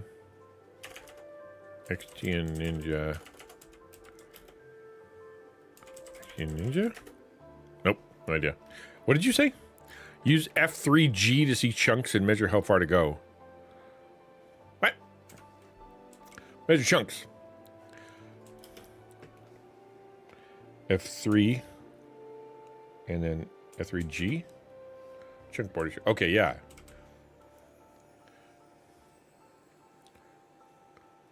I guess I could just claim them one at a time, but I don't think it would like that, because then it would be like you're leaving, you're in, you're leaving, you're in, you're leaving, you're in. That's a lot. That's a lot across. Okay, so we are, let's count, shall we? We are 1,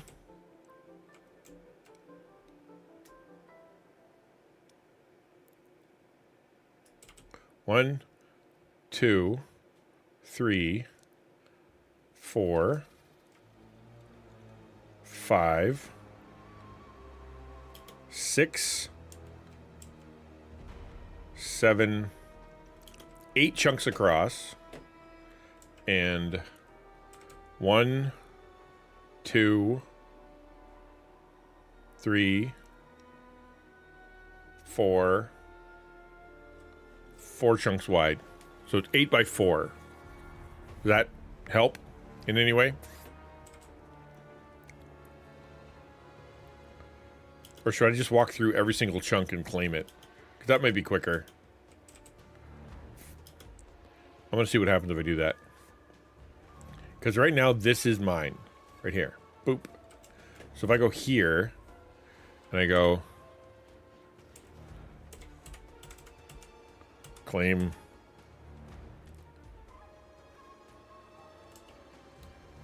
You claim 2 areas as claim 2. I don't get that. I don't get that.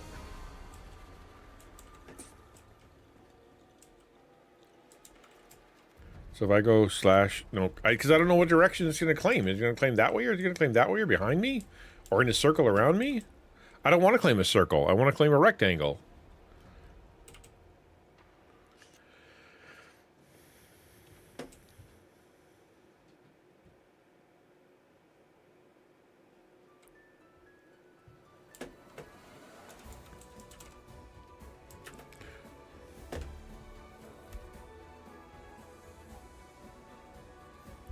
Okay.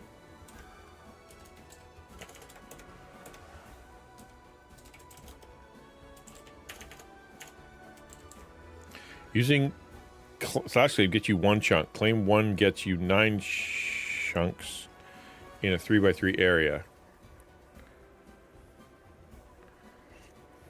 Slash claim gets you 1 chunk.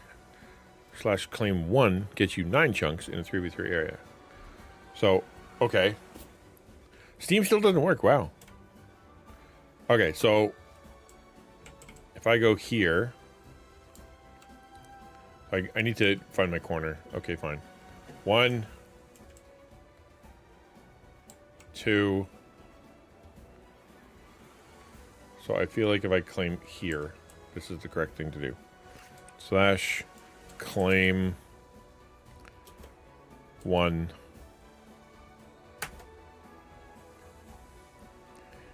I've reached a maximum chunk claims per player. Have I? Have I? What did I do wrong?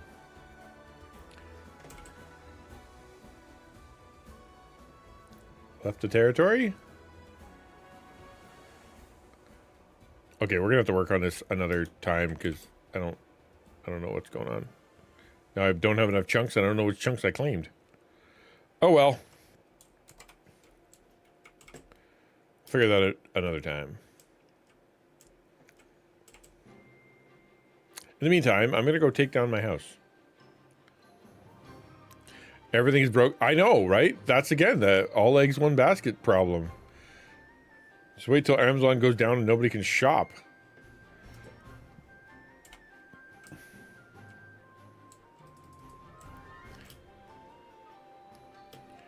All right.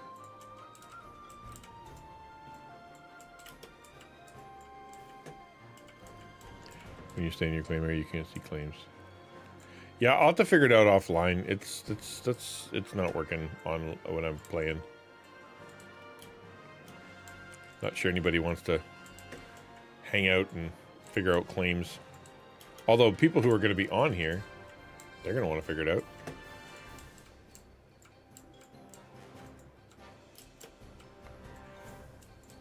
There, I think I got high enough. I can just go.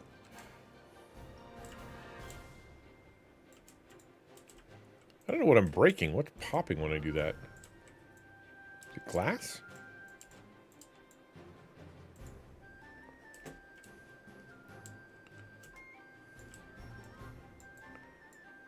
I need to put down some of these torches. I'm just realizing that now that that's going to be a problem later. Even though I have a flaming cat.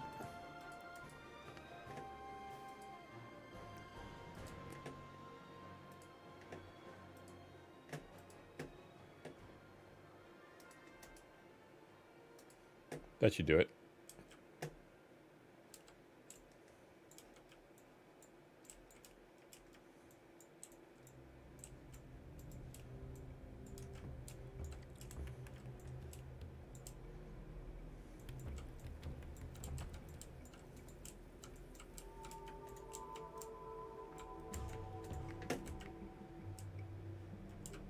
Okay, and then I presume I can use my fist. Actually, I have Silk Touch. Do you have Silk Touch? I have Silk Touch.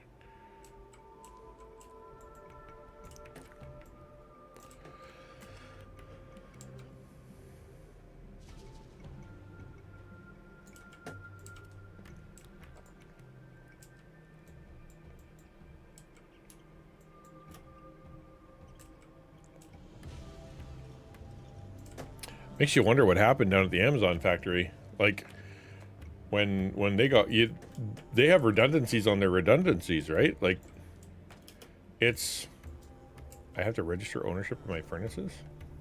Interesting.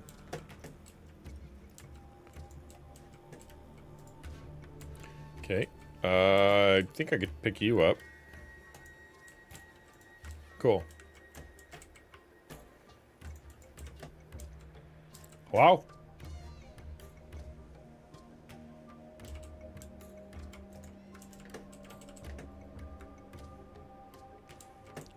Okay, I'm gonna go put some stuff away.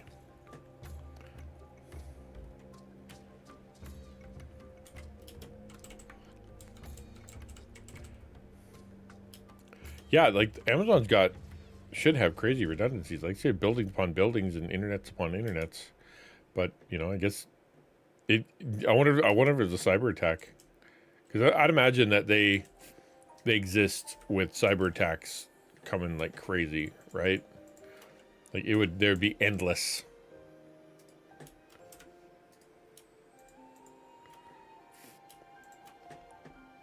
All right, and then wooden things.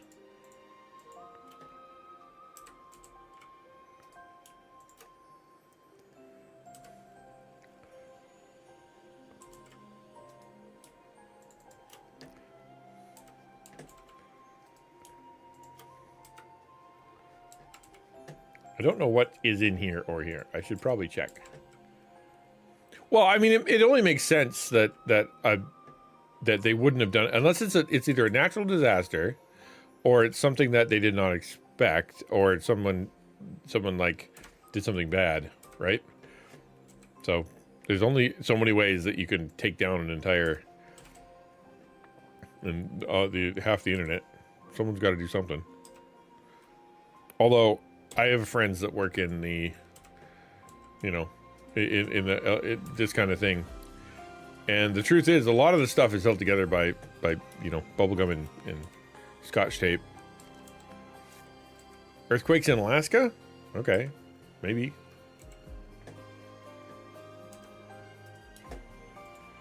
Okay, and then arrow. Almost done. Stick, totem, coal. I'll keep the coal and the sticks and the fireworks. I think those are pretty fireworks. I don't keep those. Are any of these not pretty? Yay, 5 of them are. Hospice says they want to get me some seizure meds, but who knows what they mean? I'll run them by my primary doctor. Those currently mess you up. Everything my dad yells at me makes things worse. Like these reading glasses. Now my eyes don't focus without them. If you need glasses, you need glasses. But yeah, definitely don't You should talk to your doctor before you take all that. Yeah, seizure meds. They prescribe seizure meds for people's attitudes, right? Like their actual mental health. Like it's for seizures, but it also messes with your mental health. So if you don't need that and side effects are going to be a problem, then you're right. Definitely, you got to ask.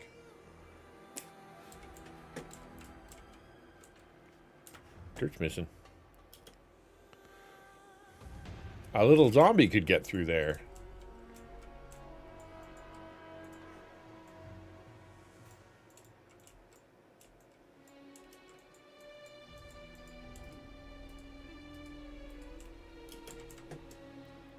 Come here, dog.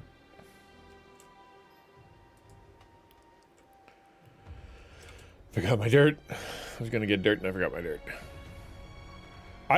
You could just be getting older, man. Like I find that in the last year and a half, I can't focus with my glasses on. My bifocals are definitely something that is going to be in my future. I refuse to do it now because I'm young and spry, but it's going to happen.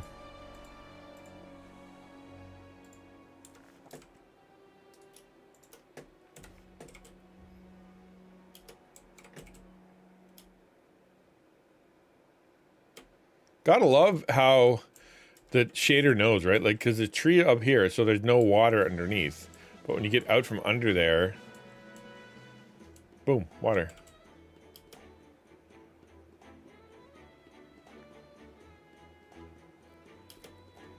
Most meds at that level make you drowsy. And make you be quiet, yeah. It definitely, yeah, no, they're nothing to fool around with, that's for sure. Right? Is it easy to get into your doctor? Like, is that something you can do fairly simply? I hope so.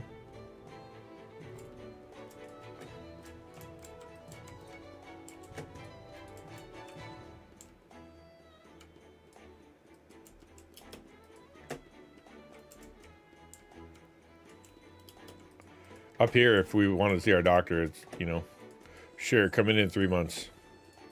Although my doctor's awesome. I have no complaints about my doctor. He's very cool.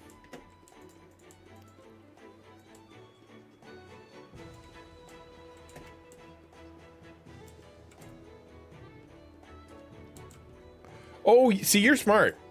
See, I'm still live like an old man where, like, I don't use all that newfangled tech where it gets you special treatment because you're doing it properly and they can track you. I always forget. I forget it A exists and B, I don't even have the app installed. Like I couldn't if I wanted to. I should. But also I don't see the doctor very often, right? Like I don't actually need to go to the doctor very much. Contrary to popular belief and what one might think of my health based on all the things that I've done and been through, I'm not sick. I'm not sick.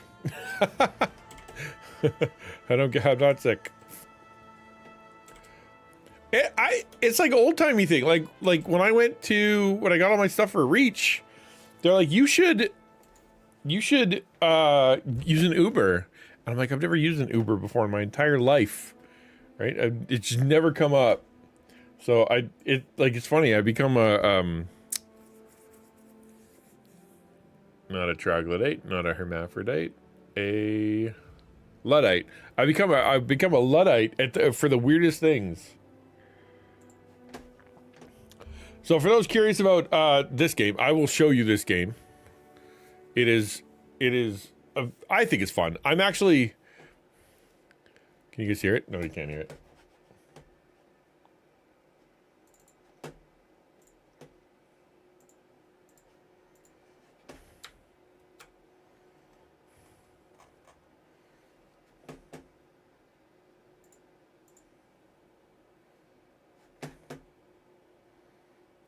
Open Google Play?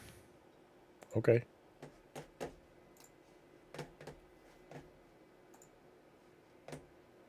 Okay. Okay. Yay! Neanderthal? Yeah, the fear of tech one, the Luddite.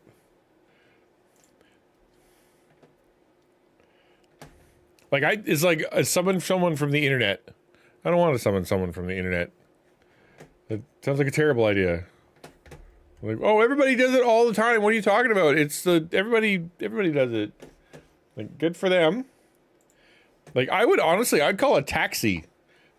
And it's just the weirdest thing because I feel like I'm fairly, hip with the tech. But then when it comes down to it, like there are things that I'm like, I don't know.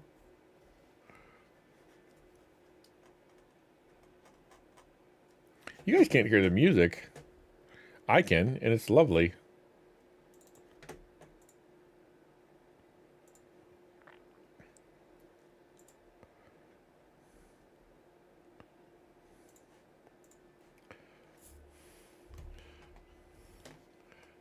Right? You guys can't hear any music, right?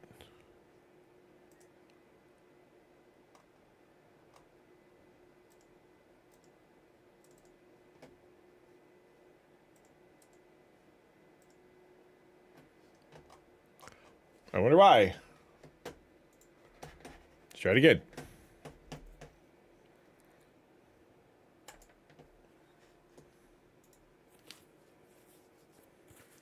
It's very fun. And music. What the heck? Try muting and then unmuting.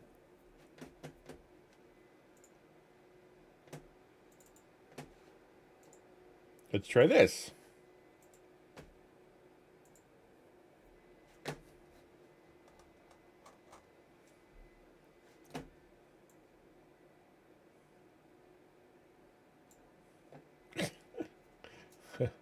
I don't understand. It's being captured by everything. I mean, y'all are randos on the internet. What are you talking about? You are.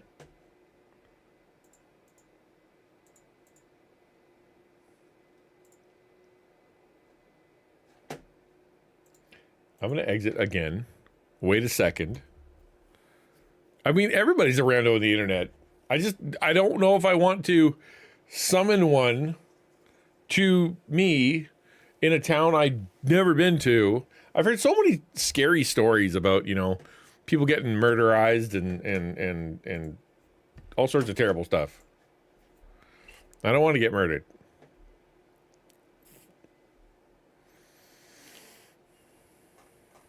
Maybe I got to get into the game and it'll do it.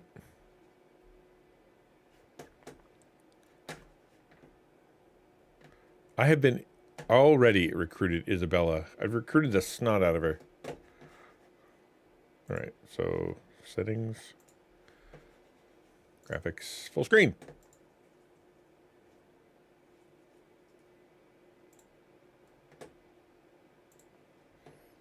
Okay, we can actually switch over to this.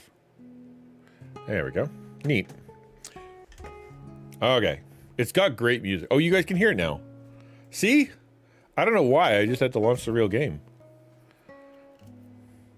Still not saying anything that indicates a large guy might hug you. Well, dude, I don't know what happened whether he dropped that girl on his head.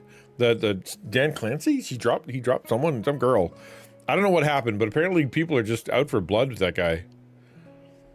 Anything indicates that you'd be more comfy with taco randos. I mean, maybe I'm not. Truly, I would drive myself. If I could. Okay. So this is AFK Journey.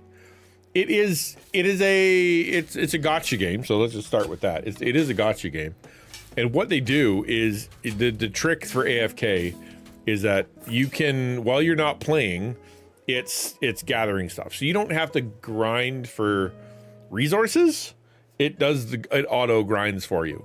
Okay. So when I claim this, but all of a sudden I have enough resources to be able to level up my characters. Like I didn't have to go fight a zillion bosses to be able to do this. But now I can walk in, I can level up my character, and it will let me do that. It's a little bit weirdy here because these 5 are the ones that you're leveling up. Everything else levels along with you. So like if I switch these two out, they'll all be level 230. It won't, it's not like I have one character that's like super maxed out level wise. The difference here is that these are the ones that you can level out like by adding more stuff to them. Optimal training. So there is that you can only have so many resources for individual. You gotta pick your favorites, just like the other gacha game. But you can still play with the other ones, which is kind of cool if they have like a special feature. Like this is the girl I'm trying to get right now. She's the sister of this girl, and they work really good together. So I've been trying to get lots of her, which is just you go here and you wish, for you. right? You hit the wish button and off you go. I could probably get some now that I think about it. Because I'm in North America though, it resets at 8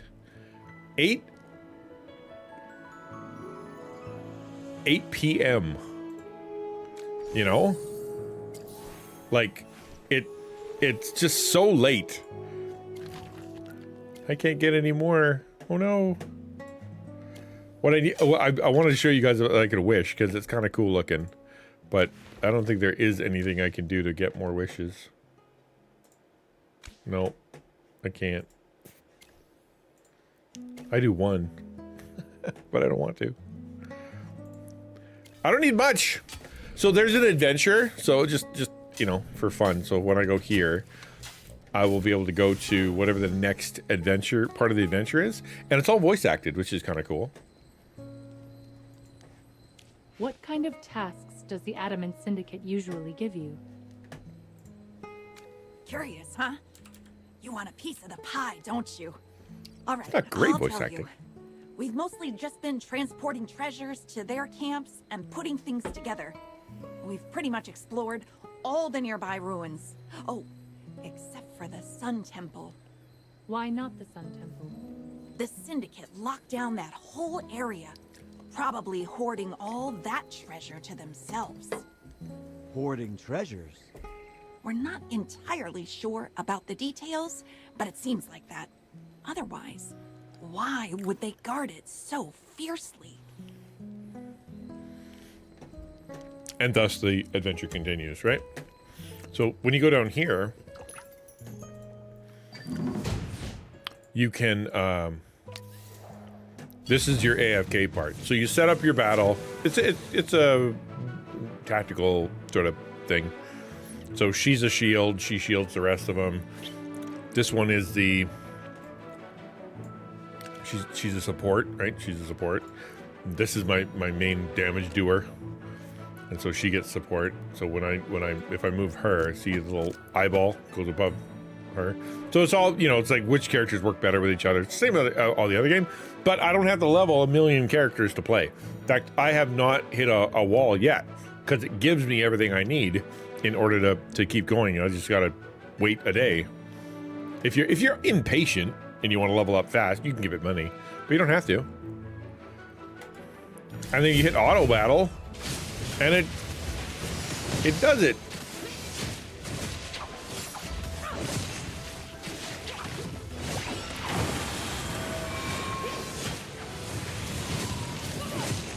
And I can eat a sandwich.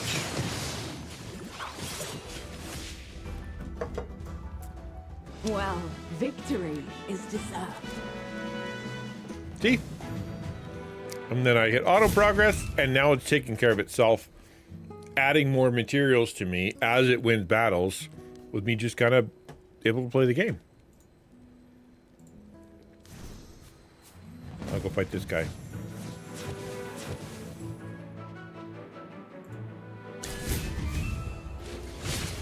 So it's already still battling for me, which is kind of fun. But now I'm doing the game.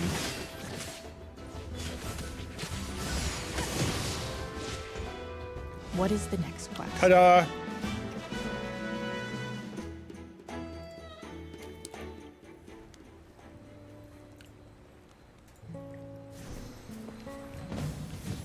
I usually play on my phone.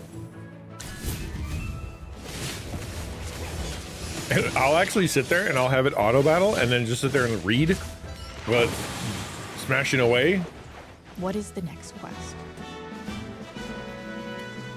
And then I get a treasure. Yay!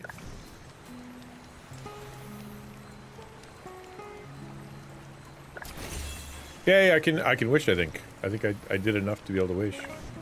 Let's see. Oh, I need 50 more. Are you kidding me? We can find 50 more. We can do it. Let's go here. Let's go to this treasure.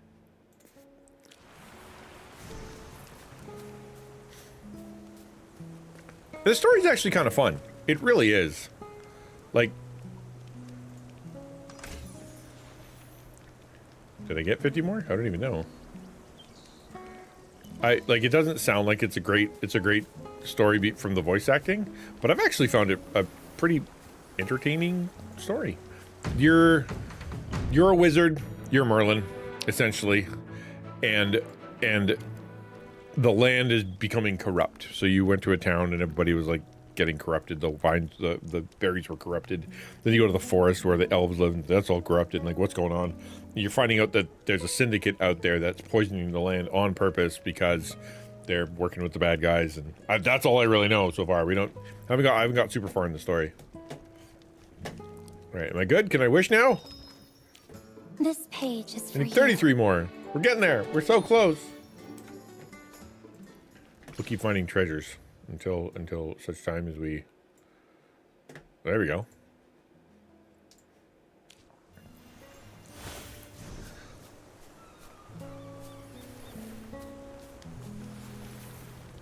I think I have to fight. And if you're wildly more powerful than them, they just explode.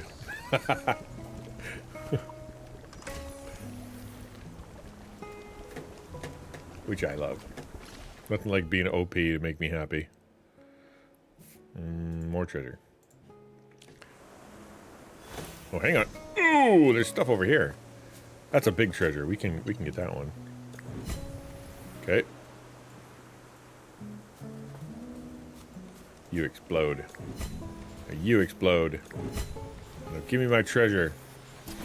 Perfect. Now let's see if we can wish. I have been trying to get as many copies of her as I can. And she's done in 10 days.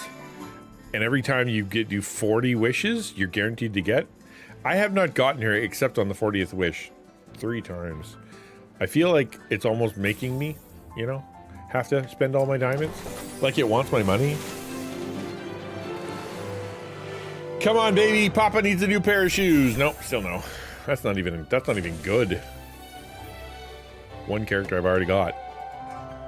This page is for you. And now I start the quest to 3,000 more gems. But as with this, right? So it gave me some equipment. So my equipment can be leveled up. Then I recycle the equipment. And then I can forge new equipment. Right? Like that's essentially that's what you do. And then you come in here, you do your dailies. As with always. But even then, we don't even take that long because they're AFK. Like when I go to the Dream Realm to fight, I just hit go. And then I just wait. And then it plays.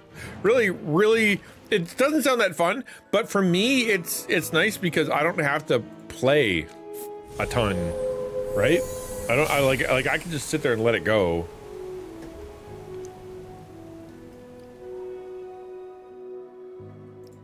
I've never seen this trailer. Oh, we'll watch it another time. Anyway, I was just trying to show. I think I was showing Jim what it was like. I want to quit. How do I exit the game? I actually don't know. I've never exited the game before. I know how I can do it. Boop. The old Alt F4.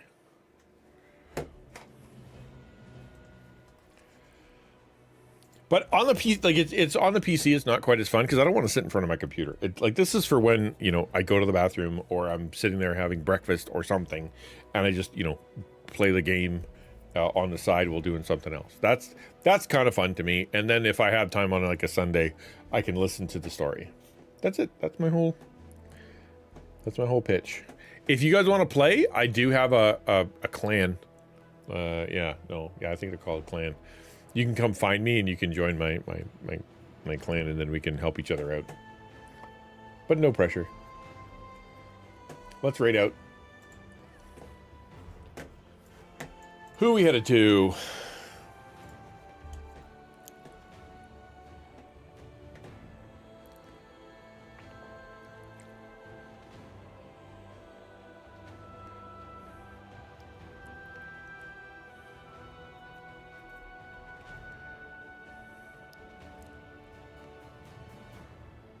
Can never tell who I'm supposed to raid out to. Quiz! Easy. He's there. Come say hi to Quiz.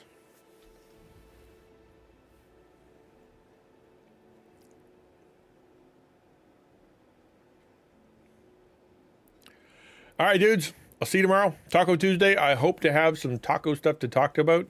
We haven't talked about anything to do with like the taco like creator news for a while, so I should have lots to say. We'll see. All right, later.